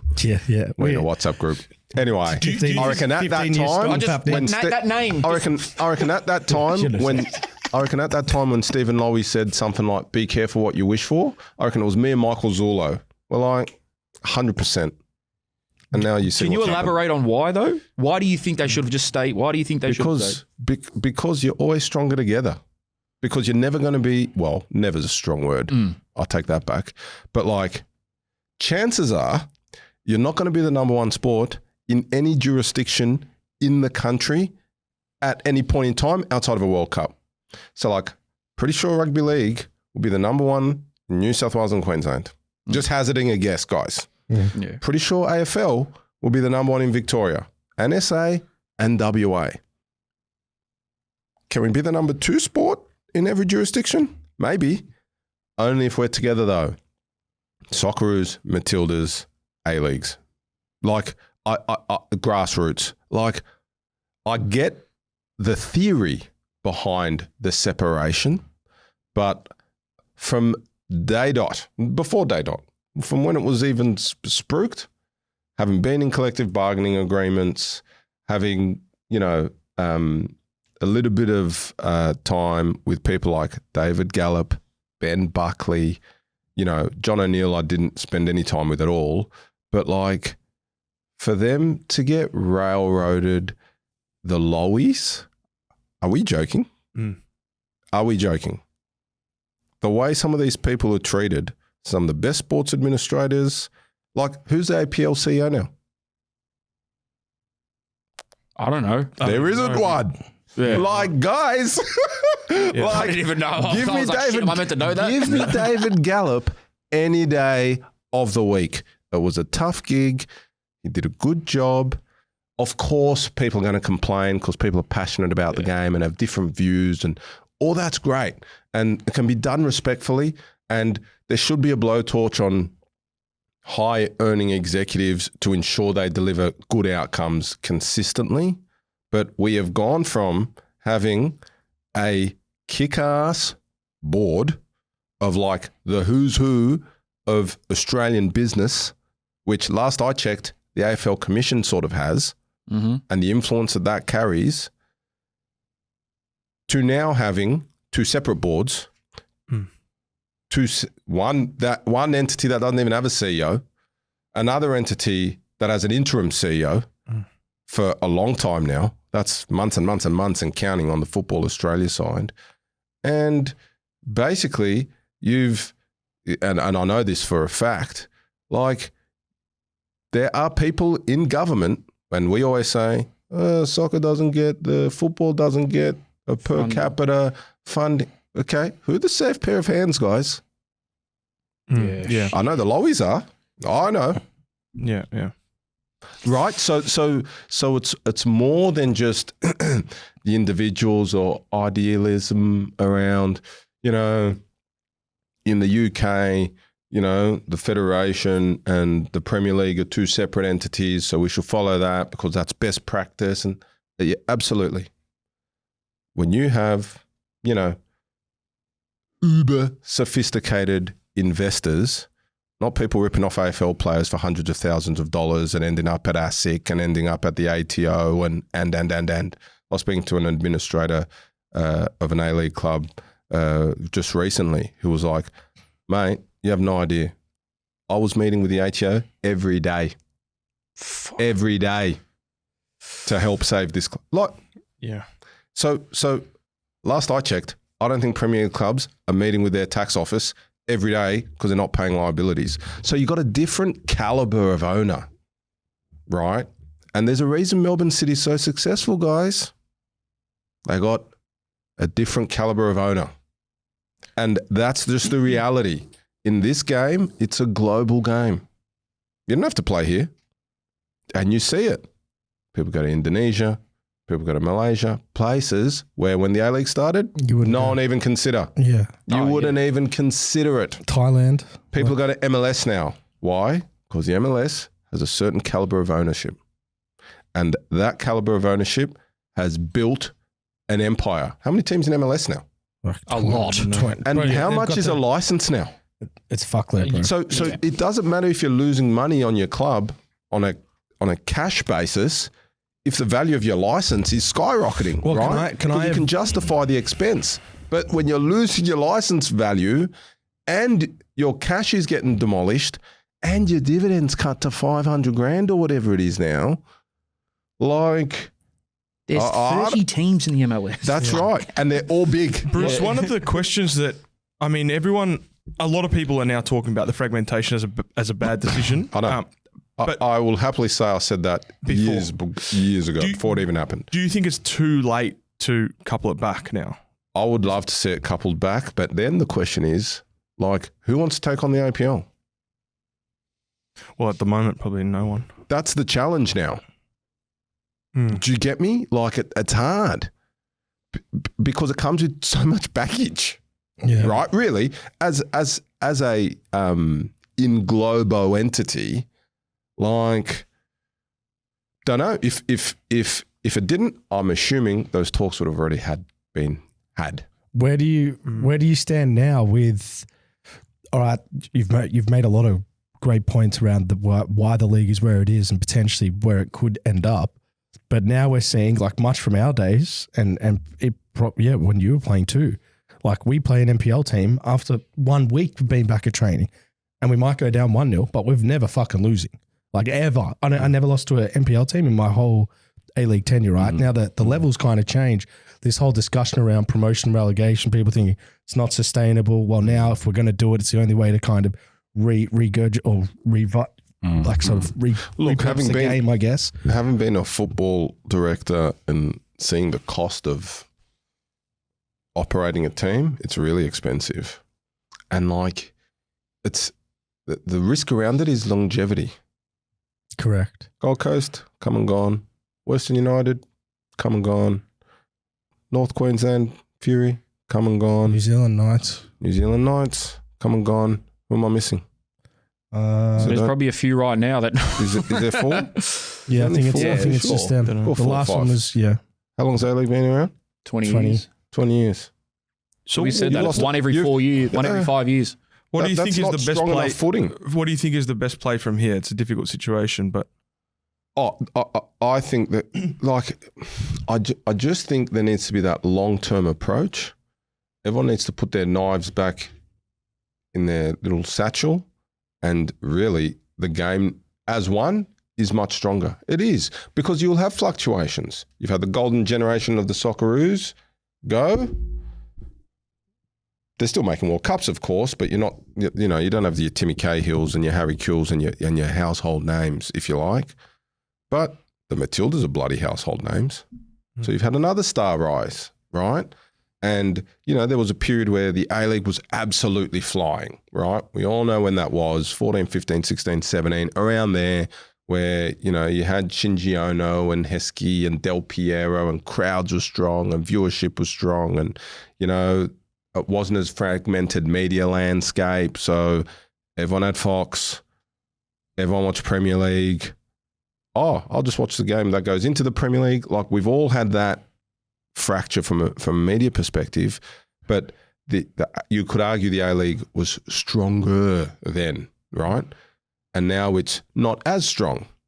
But if you're all as one, you can have different parts of your business stronger than the other, but it all comes out in the wash. Overall, really strong. Grassroots is going great, yada, yada. When it's fragmented, then you can sort of leave a group out on the island. Like, that's a you problem, guys. You know? So, yeah, if it could come back together, I think that's a governance. That's a governance. I just don't know how that governance works. I would not want to be the person negotiating that outcome. But yeah, you'd probably be able to package up your TV rights, which is what they used to do, which means some people have been subsidised more than others, some entities, but it's one entity at the end of the day. You know what's funny is apparently there's a lot of people calling for fragmenting the AFL. And the commissioners, for the longest time, said, like, no, we're not doing it. We're not doing it. Everyone together. Last I checked, that was a pretty healthy business. Yeah. Back to that was amazing, Bruce. Told you, smart. Yeah, smart guy.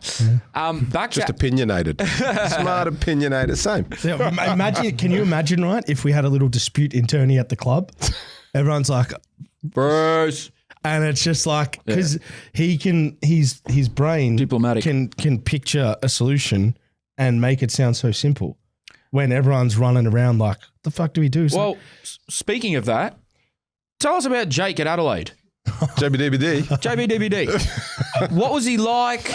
Was he quiet? Was he a loudmouth? No, he wasn't a loud man. We got louder. He got comfy. He got louder? He got comfy. Is there any stories But he that was stick like- out from your and Jake's time at Adelaide? Jake, I was respectful, man. all I remember is Jake had a bit of a tough time at Adelaide because technically very good, arguably could have been a starting player, could have played a lot more than what he did. But we had a strong team then. Bro, I always talk about, man, Karuska, Yeah. Vidicic, Yeah. Isaias. I remember Cozzy when I first came, Osama Malik, bro. He was Yeah. playing six, like, really, really well. Really well. He was Really going to like, Socceroos camps Bro, back then. like, you couldn't, like, it was beautiful to watch. Yeah. He coaches Yeah. my son now. Oh, does he? Yeah. Aussie. Shout out Aussie. But yeah, like hard. It's different now, right? Now, you know, even when I was football director at Adelaide United, because you don't have the financial resources, we just shifted. I'm like, let's cut back the youth team by about 10 players because we did have too many players, to be fair, and then just stack it like a pyramid. That's how Mohamed Touré and that play. What do you mean stack it like a pyramid? So basically, what you do is you have less players as you go up. So let's have a smaller A-League squad and have a slightly bigger youth team squad. A slightly smaller youth team squad and an even slightly smaller reserve squad. And I'd meet with Ayrton Andrioli, who's now the head coach at Adelaide United, because he was the NTC coach, because we still have that set up in South Australia, where he'd work with the federation with the state programs, and I'd be like, Ayrton, who are your best few state players? Because if the reserves are short, someone's in a couple of injuries or whatever as you get throughout the season, we'll just push them up into there. And that allows, when the youth team's short, for the reserves to be pushed up. And hey, if the A-League team's short, then those youth team players got to go up. And that's what happened. You get a couple of injuries or someone's out of form, whatever. Your option is, and I've got 3 number 9s on the bench, or I've got 4 number 9s in my squad. It's who's the number 9 in the youth team because we need him. See, that's crazy when you say that. And it's better because it's better from a youth development perspective because you get more 100%. opportunities. And whereas when Djite was there, the teams were stacked and there was no youth league. No, there was, but like... Did you play NPL? Nah, the youth team was still a national comp. Maybe for one year, but I didn't play much in the youth. Because then you get stuck. We had these conversations all the time like, okay, Carl Viet was the coach and it's like, what do you want to do with Mohammed? Do you want him to travel to Perth and maybe play 10 minutes off the bench? Or does he play NPL and play 90 minutes? You know, they're the sort of decisions you've got to make. But the ideal is that at some point when you're short, he's coming, he's playing.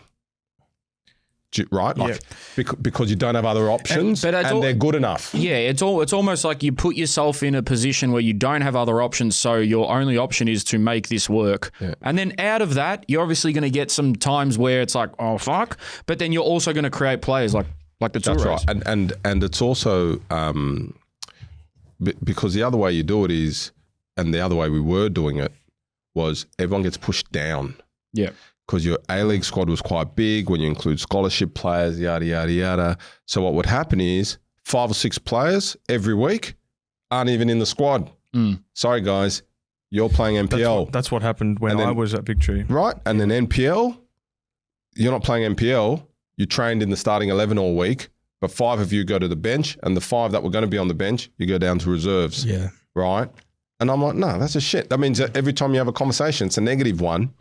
Whereas the other way around, every time you have a conversation, it's a positive one. Hey, you've been doing really well. NPL team needs a couple of players. It's your chance. You take your chance, you stay there. From your perspective, from being in that role, how difficult is it in the A-League trying to manage the finances but also getting performance? Like obviously you're not managing all the finances, but football is what spends all the money, really. And the challenge, I'll tell you where the challenge is. The challenge is when you got players like, so when I was there, you had players like Elsie, you had players like Dylan McGowan, who wasn't there. He was overseas, but looking to come back. He ended up going to Wanderers. But I had a few discussions with him. You have these players who are, say, 26 to 30 that are good players. So they earn good money, relatively speaking, right? And you then have to make a call on, do I, and you can see a lot of A-League clubs are doing this now, but it's, do I spend that same money across 3 up-and-comers that are of value that I could sell? Or do I put all my eggs in this guy's basket? And we took a view, it wasn't just my view, we took a club view that, you know what? There's clubs spending double what we were, more than double. So it was like, we're not fighting on a financial footing. You'll lose 10 times out of 10. So Elsie went to Newcastle, Dylan McGowan went to Wanderers. We weren't able to attract him. Absolutely, you miss out on really quality 25 to 30-year-olds, let's say. But you unearth Hiran Kunda, you unearth Mohamed Toure, Alassane, Cassini Yengi, Johnny Yull, Louis Dorigo. There's just a conga line now of Adelaide players playing at other clubs in the A-League, at Adelaide or overseas, who otherwise wouldn't have had the chance. And this is what I explained to fans as well. Like, you're upset Craig Goodwin's going to Saudi when we sold him to Saudi the first time, right? You're upset Craig Goodwin's going to Saudi, but you do know you don't get Nesta. You don't get Nestori if Craig's always here, right? because then their story is only coming on for 10 minutes every time. It's a cycle. It's a cycle. Yeah. So like, one door closes, another one opens. You know the saying.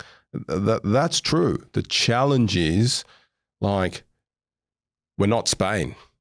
So your conveyor belt is finite. You're not going to have a whole team of Nestories. Well, Right? then You're not going to be able to do that year after year and after that's year. another thing that it seems like Adelaide's been able to do because they sort of own that state. Do you think that's practical, for example, in Melbourne, Sydney? Good question. So I'll tell you what's hard. And I remember speaking to Michael Petrillo and Terry McFlynn about this. The cost of running their academies and stuff is more because of the way things are in Australia. Everything's expensive, but our players are cheap. It's a wrong way around. Whereas so to justify it financially as an Adelaide United would have to, unlike a Melbourne City, like I said, some people have bigger owners, is, well, if you want to do it properly, kids don't pay. You got full-time coaches and you got the fields, like you got the facilities. That's how you do it properly. To do it any other way is not here nor there. I don't like doing that sort of stuff, right? But if you're going to do it properly, it costs so much money for what? That you might sell a player for $2 million every 10 years. I see what you're saying, yeah. Or every 5. It might cost you $2 million per year I see what to you're saying. run that. Yeah. Whereas in Argentina, it won't cost you anywhere near that. And your player's not worth 2, you add a 0. Yeah. It was 20. And you're going to sell 5 of them. And that's the crazy point, difference, man. right? Far Like, out. that's not but it is a significant challenge. Our players are cheap on the market globally because we're Australian. Argentinian players are expensive because they're Argentinian. Could be the same player. Could be the exact same player. We know this, right? And on the flip side, I don't know what the minimum wage is here and yada, yada, and superannuation. And there's all this embedded cost. And, you got to water the grass. You need electricity prices. Like there's all embedded costs in Australia that are astronomically high. And your players are really cheap. So financially, academies are hard to make stack. I don't say it's impossible, but like you said, South Australia, Adelaide owns that market. And even though we don't have the scale, and I've been saying this to some parents at the kids' soccer, like I grew up in Sydney, guys. You get heaps better players. You know why? Generally, not always, but you know why? Because there's so many more players. Yeah, there's just more people. There's just more people. So like you actually just have to be better to be selected. Yeah. Whereas here, I think Western United is still running their younger players, right? Maybe? Think so, Maybe, yeah. maybe not. Yeah. I think the young... You've got City. I'm not sure. You've got City. You've got Victory. So I reckon if there was still the Victorian Institute of Sport that did football, that team and those players, those outcomes would be better than what this fragmented outcome is going to deliver you in 10 years' time. It's the same things with the AIS. You have one for the country. Your quality is you're splitting. And people you're still splitting fall the- off the edges and they can still rise up. Absolutely. Yeah. I don't say you're in it or you're done, but it's just economies of scale. Same in Africa, same in South America, same in Europe. Like it's economies of scale. You have more people. That means a smaller proportion of the population gets there. That means you just have to be better. You just have to. I think there's other than the 2 or 3 outliers with those countries, that's what it is. It's just every big nation in football has over fucking 50 million people living there at least. Well, But there's some that are outliers, like Croatia. Yeah. That's a small one, like Denmark. Like you're still going to get amazing players from there. But for the most but part. the next step is they're just playing football though. So their small number of people are doing one sport. The same thing, yeah. Whereas ours is the most competitive sporting landscape. And when it's $1,500 or $2,000 or some astronomical number, like to pay players that aren't commercially viable in and of their own selves. Did you guys pay for VIS and AIS or that was all free? No, that's scholarship. Yeah, right. So then it's like, actually now you're just making me think about how that was almost solving that issue because you would then be able to do your youth development for the best players in the country, but free. It wouldn't That's be right. a payment for the clubs to manage. Yeah, Wow. it was genius, bro. Mm. And Yeah, worked and- too, by the way. And we were all fucking jealous of you bastards. Fucking Yeah, worked, wow, man. bro. I was so jealous, bro. socks. He must be good. Just to go into time in Adelaide with Bruce, because you're right. Just quickly on the point around this team being stacked. I mean, that was a consensus for every team in the competition, though. That's right. Because everyone, bro. When I used to go away with the young national team, it'd be like No one's playing. someone might be playing, and you're like, bro, how the fuck are you getting a game, bro? Like Tags might be starting at Perth. Or like Jamie might be getting a gig at Brisbane, or Mustafa Amini was starting a grand final. And you're like, bro, how the fuck, you know? It is interesting because, you know, I was in that under-20s team where Ange and Fozzie had the big bust up. and Andrew's right. He's like, mate, we don't play games. And that's the problem.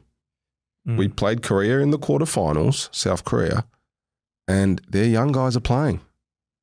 50 games a year. You went to Korea. Bro, they're machines, right? Like, that's the difference. We can train twice a day, every day, like we did at the AIS. Doesn't matter. Yeah. You got to play more games. It's games, games, games. And we don't play enough games.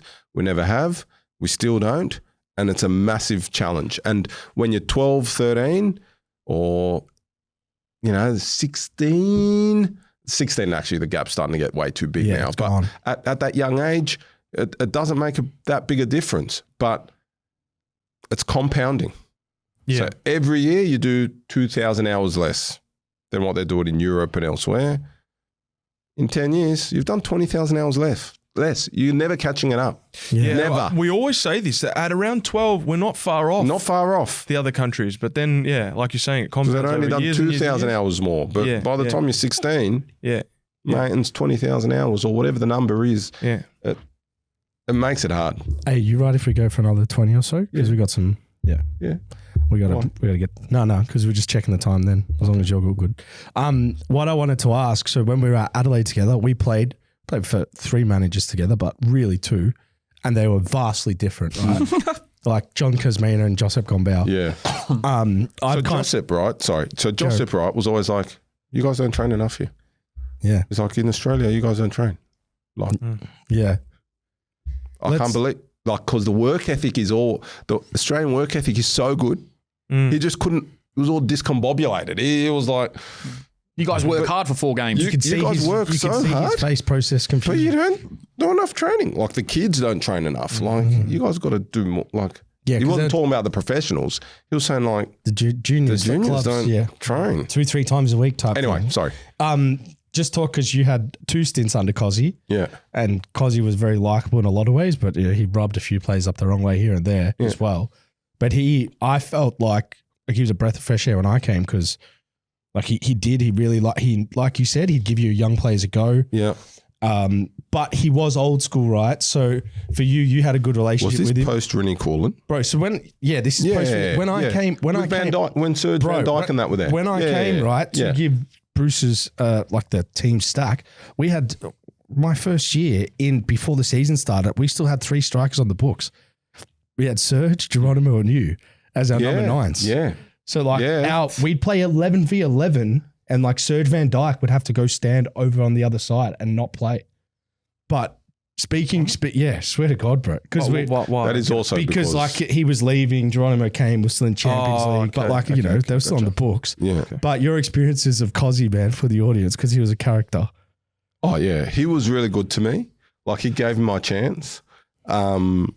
And I still keep in touch with him now. Yeah. And obviously Nathan's the CEO at Adelaide United. course, He was his son.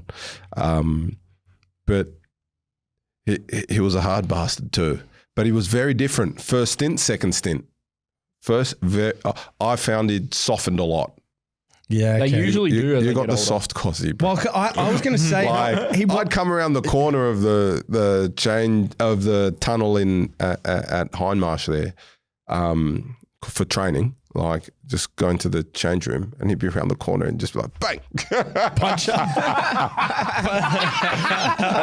and then he'd just Pay like, attention. they'd be like, awareness, Brucey, awareness. Okay. Yeah. Sorry, man. I'll just keep my he fucking punch you my hands hard up. enough so you're like, I'll keep my hands but up. he walk wouldn't around punch you fucking corners. hard enough, every now and then. He had some funny stuff, man. He had some funny stuff. He's peripheral vision. Yeah, Shall can I you give the peripheral vision story? Do you know what? Can you before actually get into that? You were there then. Yeah, of course, bro. Were you there when he said the chiro could fix your asthma? I was there. Oh, was I there? I was the guy. That was you. Yeah. But He wasn't joking. even the lap. You want to go for a walk? Oh, when you're getting dropped. I got an apple and a coffee. The best. Yeah. Cozzy. Yeah, but the walk you- of death. Hold on, where am I starting? Start where you will, where you wish. Okay. One thing, it's like in folklore now because the boys give me a ribbing about it all the time. Champions League game. I'm sure it was a Asia. Champions League game. Yeah, it was. And I'd gotten the ball on the edge of the box. I reckon Dario was here. Evan Kostopoulos. Yes, Evan. Evan Kostopoulos on the other side. Anyway, I can't remember if I just turned and shot or if I passed it to Dario, but Evan was completely free. And Cozzy's like, you got to go see an optometrist because you got to get checked for your peripheral vision. Like, do you have peripheral vision? Like, I was upset, like this is a great opportunity. And it wasn't about decision making. It was about Your eyes Did you don't see work. your eyes don't work. Your eyes don't see out. And he's taking the piss out of you or he's being serious? No, He was serious. Yeah. And he's like, put your fingers in like there and then tell me when do you... That's He's in legit. fucking front of the whole team, bro. Yeah. We're all sitting down doing video and he's got fucking, It's thing like, on. Oh yeah, where do I've you actually stop seeing I've your lost my right fingers? finger now. You're right. Oh my God, bro. bro.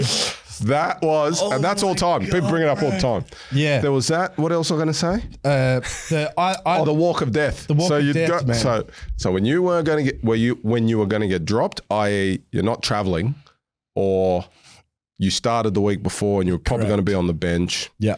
Like it'd be the end of the last, match day -1, and it'd be like always have this green apple. Green apple, It's bro. always Half green. eaten and I shit. don't know why I didn't eat red apples. Anyway, green.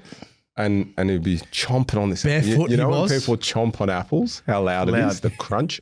So he'd be chomping on this apple. And, you'd be stretching with the boys or whatever, or just mucking around because the session's over.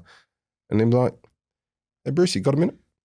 I'm like, yeah, no worries, coach. And he'd always be like, feel the earth. Take your shoes off, feel the earth. Yes. Like walk He was- around barefoot. Bro, this guy. Center your electronic system or whatever. Anyway, so you'd walk around with him, and then he'd be like, Is he barefoot? yeah, he's always barefoot. We never had his fucking shoes on that this walk. training- Nah, not a train. Training After. was As soon as training Right, finished. okay. He'd be like, and he'd always rub his little finger like this. Like, he'd be like, yes. yeah, and you're walking.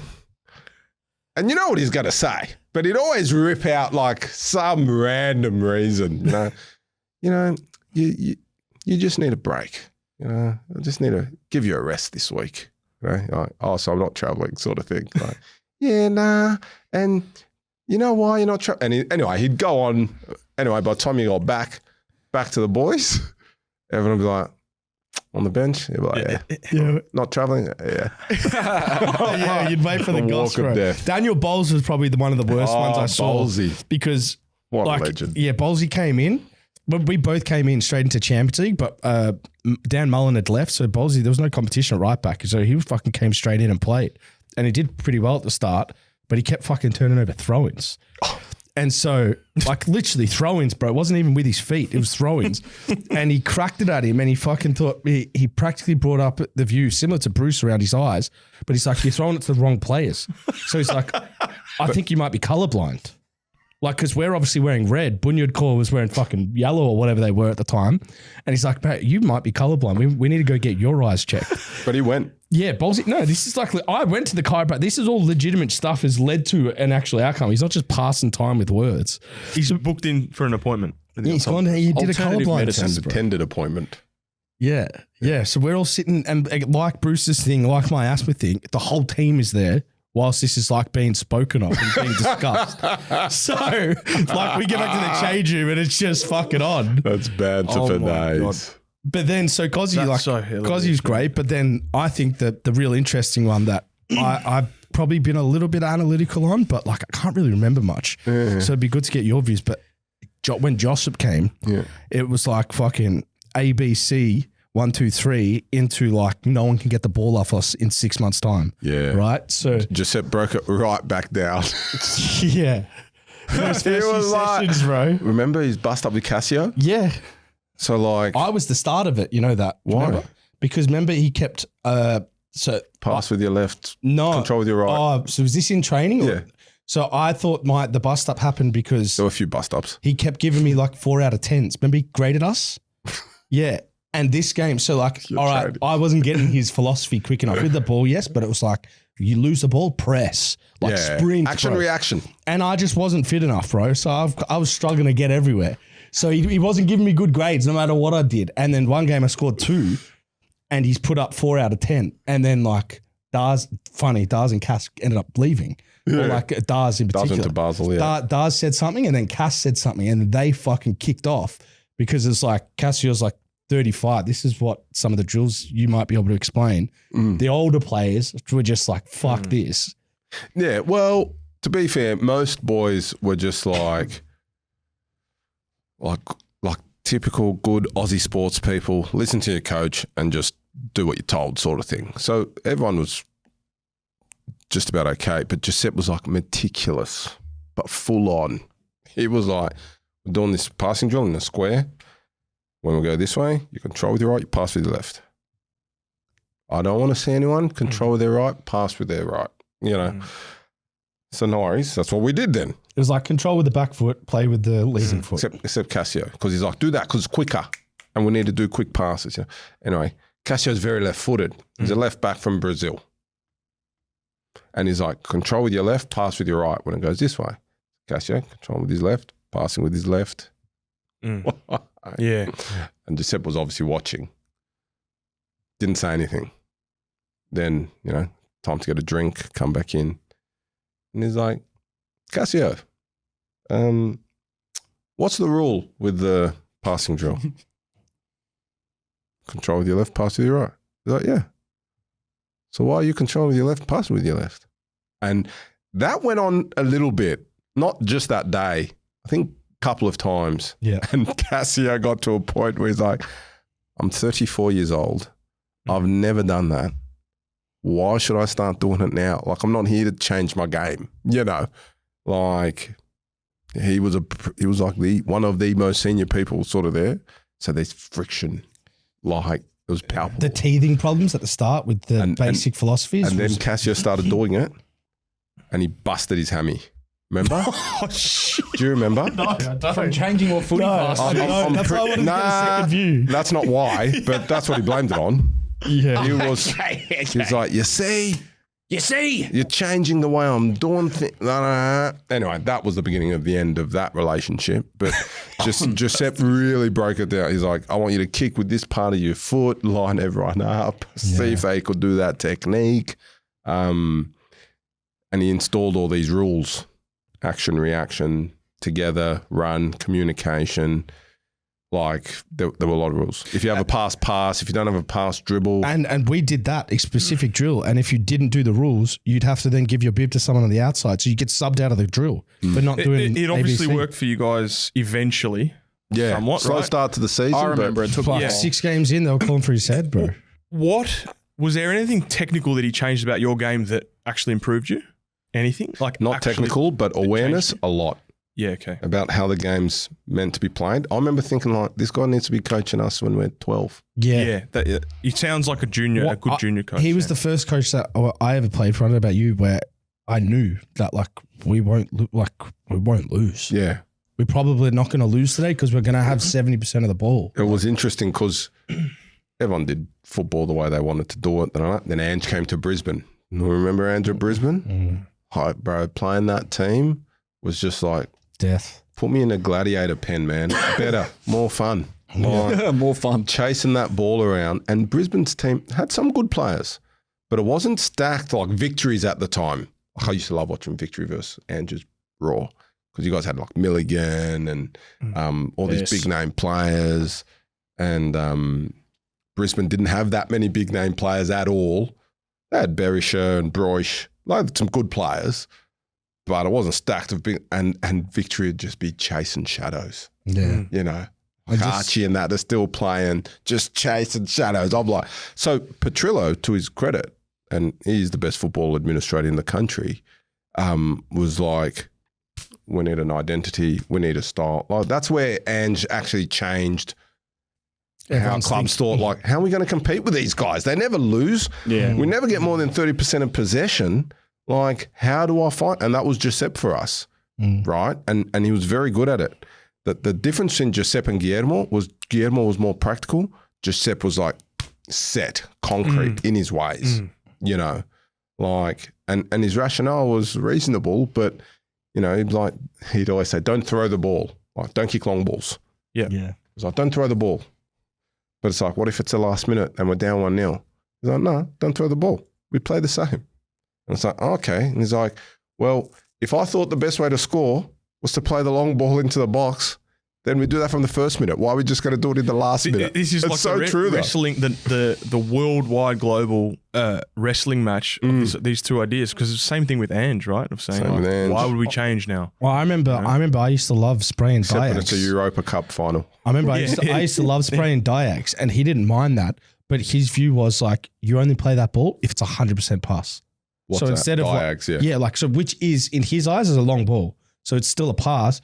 But it's like unless he's 100% clear, then don't play that ball. And it's the same thing for like playing with the 9 and as well. And I'll speak about this tonight when we do the Victory game, JBD. But, you know, he'd always say, like, a pass is when you break the lines.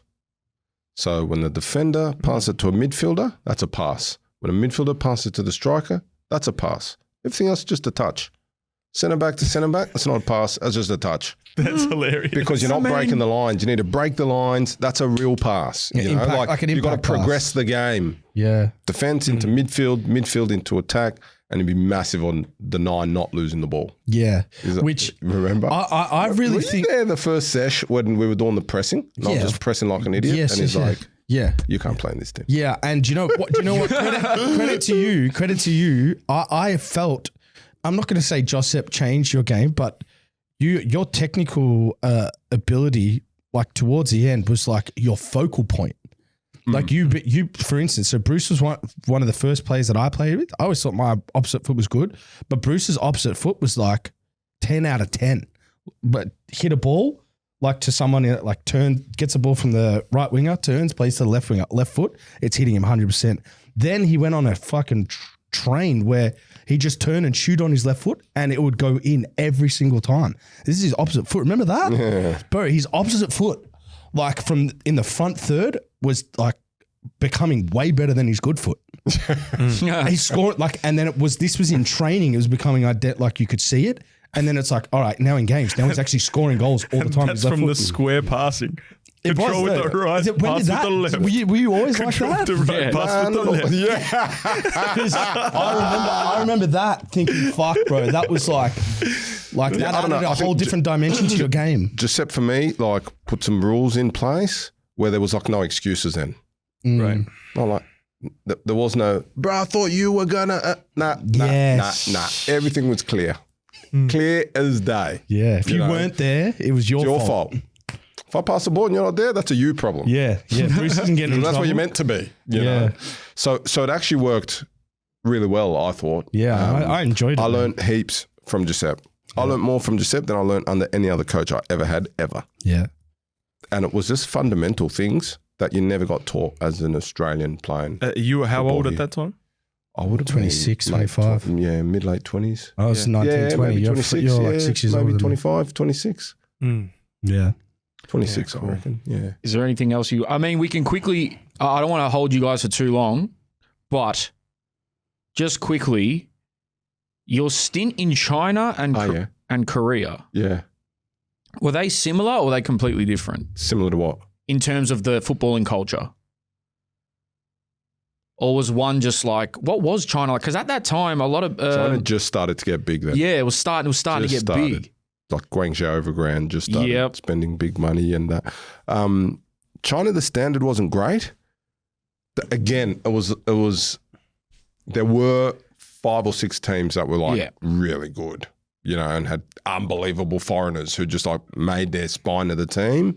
The striker was always a foreigner, the midfielder was always a foreigner, and a centre back or two was always a foreigner, right? You might have one centre back, one winger, whatever. And then there was like this cohort of teams where, you know, they'd probably struggle in the A-League, not because of individual ability, but the coaching. So like, we're well coached, I feel, in Australia in terms of, you know, defensively, this is what we do. Like tactically, we're pretty sound. What lets us down is our individual abilities. You know, like everyone's in the right position and that person miscontrolled the ball. Like everything's been done well and the cross is in row Z. Why isn't that? Like, do you know what I mean? Yeah. Whereas in China and Korea, especially Korea, technically they're so good, man. Especially how good are the Koreans? Yeah. And they're all good. Yeah, they wouldn't take a bad touch. Yeah. Squad of 30, they're all good. And you're just in like, okay, Who's gonna I'm just start? dime a dozen here. Like anyone can play, but they're all similar players. So you see a lot of foreign strikers there. Yes. Like difference makers, you know, and a lot of centre backs, to be fair. Because your right back, your midfielders, there's no one in Australia who's doing something that a Korean can't, because they spend a lot of time on like individual skill. Technical, yeah. Ball mastery is like Ball mastery is like, Yep. and they got the discipline to do it. Yep. Like I say to my son, if you want to get good at passing, kick the ball against the wall heaps, or I'll pass it with you. Mate, you do passing for 30 seconds, he's bored. Like, do you know what I mean? Whereas over there, it's a different culture. But yeah, so baseball's like the big sport in Korea. So is golf, to be fair. Football is like their second sport, if you like. So you get decent crowds, but they have similar challenges in that they're playing big stadiums most of the time. But the standard is really good. I found K-League standard to be really good, and it's very physical. More physical than the A-League. Really? Yes. I find it more. They're machines, bro. They're Because machines. there's some very military culture. So Yeah. They are machines, mate. Like, we think we work hard. I thought Aussies worked hard till I went to they're Korea. like robotic almost. Yeah, what was like your training schedule like? What were you doing? We had an old school coach, so we were like twice at, man, I'll tell you a funny story. I go to Korea, we've won the grand final. It's not long after that, I go to Korea. So like I'm fit. I'm like season fit. I was getting cramps in training, bro. You're kidding. I'm not joking. In training. He's seasoned Fucking hell, bro. Season fit crap. I was fit. They were in season. They were in mid-season. Yeah. Bro, it was humidity out of control, mid-30s, and they're training, bro. Ado was in my team, Adrian Layer. He was in my team, bro. And I remember saying to him, like, in my first week, I'm like, bro, I've got like soreness. I feel like I'm in pre-season and I haven't done anything for like ages. You know, your muscle soreness? Yeah. I had that after my first week. Oh, The no. warm-up would be like 40 minutes. Yeah. Like a training session. Yep. And it was just like passing, 1-2s, rondos, long balls. And it was like, you know, sprint back, jump, header, sprint back, jump, header. Just like, that's the warm-up. Straight doggies, So you're bro. like warming up, but they're on you, man. Like, is that a sprint? You're like, okay. Just incredible volume. Huh? Bro, I lost about So 3 much kilos. on your My legs, normal bro. playing weight was about 85. Yeah. In Korea, I played at 82 Wow. Yeah. because I'm just like, to do the volume of work here, like you have to be a greyhound. My body's not greyhound. Like I had to get, I had to. Yeah. Bro, and the next day they'd be out and double sessions, and the coach was a freak. Like he'd beat you in a push-up comp or a bench press comp. Okay. Yeah. Very military mindset, mate. They are next level. Now I know why Gus Hiddink talks about Park Ji-sung and stuff. And like when he coached Korea, he was just like, nah, these guys are unbelievable. Right. They listen and they will run. Like it's unbelievable. And I think it goes back to your point of why a lot of the Korean teams have a random Brazilian up front or a random Brazilian wing or whatever. It's because I think the thing that maybe they lack in their football culture is a maverick, because everyone is so disciplined. You know what's disciplined. interesting about that is a lot of foreigners struggle there as well. A lot. They But would, it's because the workload. Yeah, they I would. see some people Yeah. go to Korea, get signed. I'm like, no, back 6 months. Yeah, because you know how. Didn't Henry Hall go there? Yeah. He did. Not built for that, bro. Yeah, it's, Like, with all due respect, like, there's different players for different environments. Burnsy almost finished his career there, mate. He got annihilated. Yeah. Like, yeah, because in Greece they wouldn't have done that. no. It's a different culture. Yeah, no right? way. But they were really good people. It's the best place I've lived outside of Australia. Like, living standards. Super and clean. oh, man. That and Respectful. What Yeah. city were you? Suwon. Okay, yeah. That's right. Suwon. Wow. So just okay. I'll never play in Korea. Hey, do you know what I just had a thought of as Take well a for note some of that. reason? I don't know why. I just remembered our Mad Monday Oh, when I dressed up as the mask. and your hat flying off the balcony. Oh, at the Havelock. Oh my On God. Hud Street. Bro, And I got like sucked up by a car. yeah. The mask. Bro, this is the Mad Monday I'd organised, and we'd gone to like venue number 3, and Bruce was wearing the mask anyway. Like, it's windy. Full outfit. Yeah, Yellow. full out. He looked the part, bro, and we're out there. I don't know why this might not be funny to people, but at the time, we're about 10 drinks in. It was the funniest thing ever. It just changed the whole day.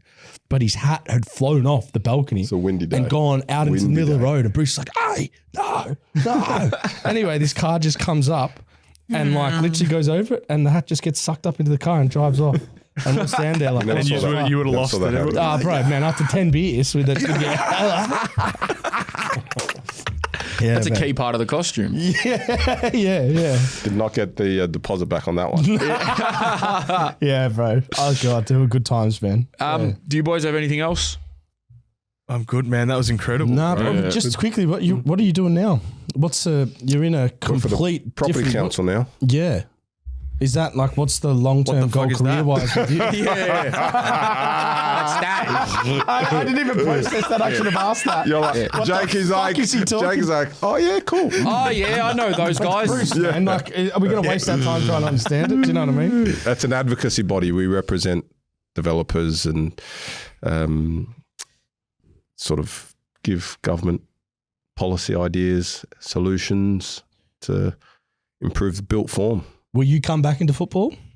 Do you see that in your makeup in the future? I mean, you're obviously in it from a media point of view, but like the business point. I really enjoy the Paramount work. Like, it keeps me engaged in the game. Mm. You know, I watch all the games, partly because I want to, but also partly because I need to be across what's happening. Correct. Would I get back involved? Yeah, why not? Yeah. But like, it'd have to be proper. But I always... Because the game, again, consistently, like, I don't know, but like, I have a lot of friends in a lot of organisations all around the world doing proper work in a proper environment. I'm not interested in not going into a proper environment. It's a waste of time. You don't want to waste your time. I'm not wasting my time. Like, if it's proper, then I won't be the only one who'd put my hand up to get involved. You'd see a lot of people come out of the woodwork to get involved, because that's where our passion is. But if it's you know, precarious and unknown and uncertain and, you know, not on solid foundations and all the stuff and you know, still all the politics will always be there, but there's politics everywhere. But, you know, I think you know what I'm saying. Yeah. It needs to be proper. Yeah. Well, I think so too. Yeah, I It think... needs to be proper. Which yeah. at the moment, I mean, not a lot of proper shit going on, it seems. Yeah, that's another interesting point. Because it's not proper, it doesn't attract people Absolutely. to come and work in that to make it even better. Yeah, foreigners. It doesn't everything. pay properly. Yeah. It's not operating at the highest level. The light at the end So of the people tunnel's not who there. want, you don't even have to be at the highest level. But if you want to be at the highest level, you're still not going to go there, because also you're always learning. You want to learn off the best. Yeah. So it's there'd be a lot of people in sports administration roles all around the country that are not in football, and football's their number one sport. Oh, yeah. There is a lot of sports scientists and physios who are not in football, but football is their number one sport. Burjo just went to Juventus from the Adelaide Crows. Like, the guy just wanted to be in football. But I can guarantee you he would have very little to no interest going to an A-Leagues club at the moment, right? Because it's not Europe. Like, do you know what I mean? And one day you might randomly get fired. So It's actually a good point. Or your club might disappear. We have literally. We have in Australia, without doubt, we have the world's best sport doctor, and we have the world's best sports science strength and conditioning coach, and that's proven by the fact of their CVs. But they were both at Liverpool at the same time under Kenny Dalglish, and they both work for the Socceroos. But like, are they going to work for teams here? Oh fuck no. No. But the talent's there. The talent's there. Yeah. guys, that'll do us. Bruce, you're a legend. Oh, thanks for having me. Yeah, No, thanks, that was awesome. And I can see why Paramount's got you, man. You're a good talker. Oh, yeah. You're a good talker. That was a brilliant insight. Want to thank Bruce for his time. Booters as well. Just a quick reminder: hop on Patreon, man. It's going crazy over there. I feel like you actually you're missing out. You're trying to get into the nightclub, and the guy's like, "You guys got girls tonight," and you're like, "No."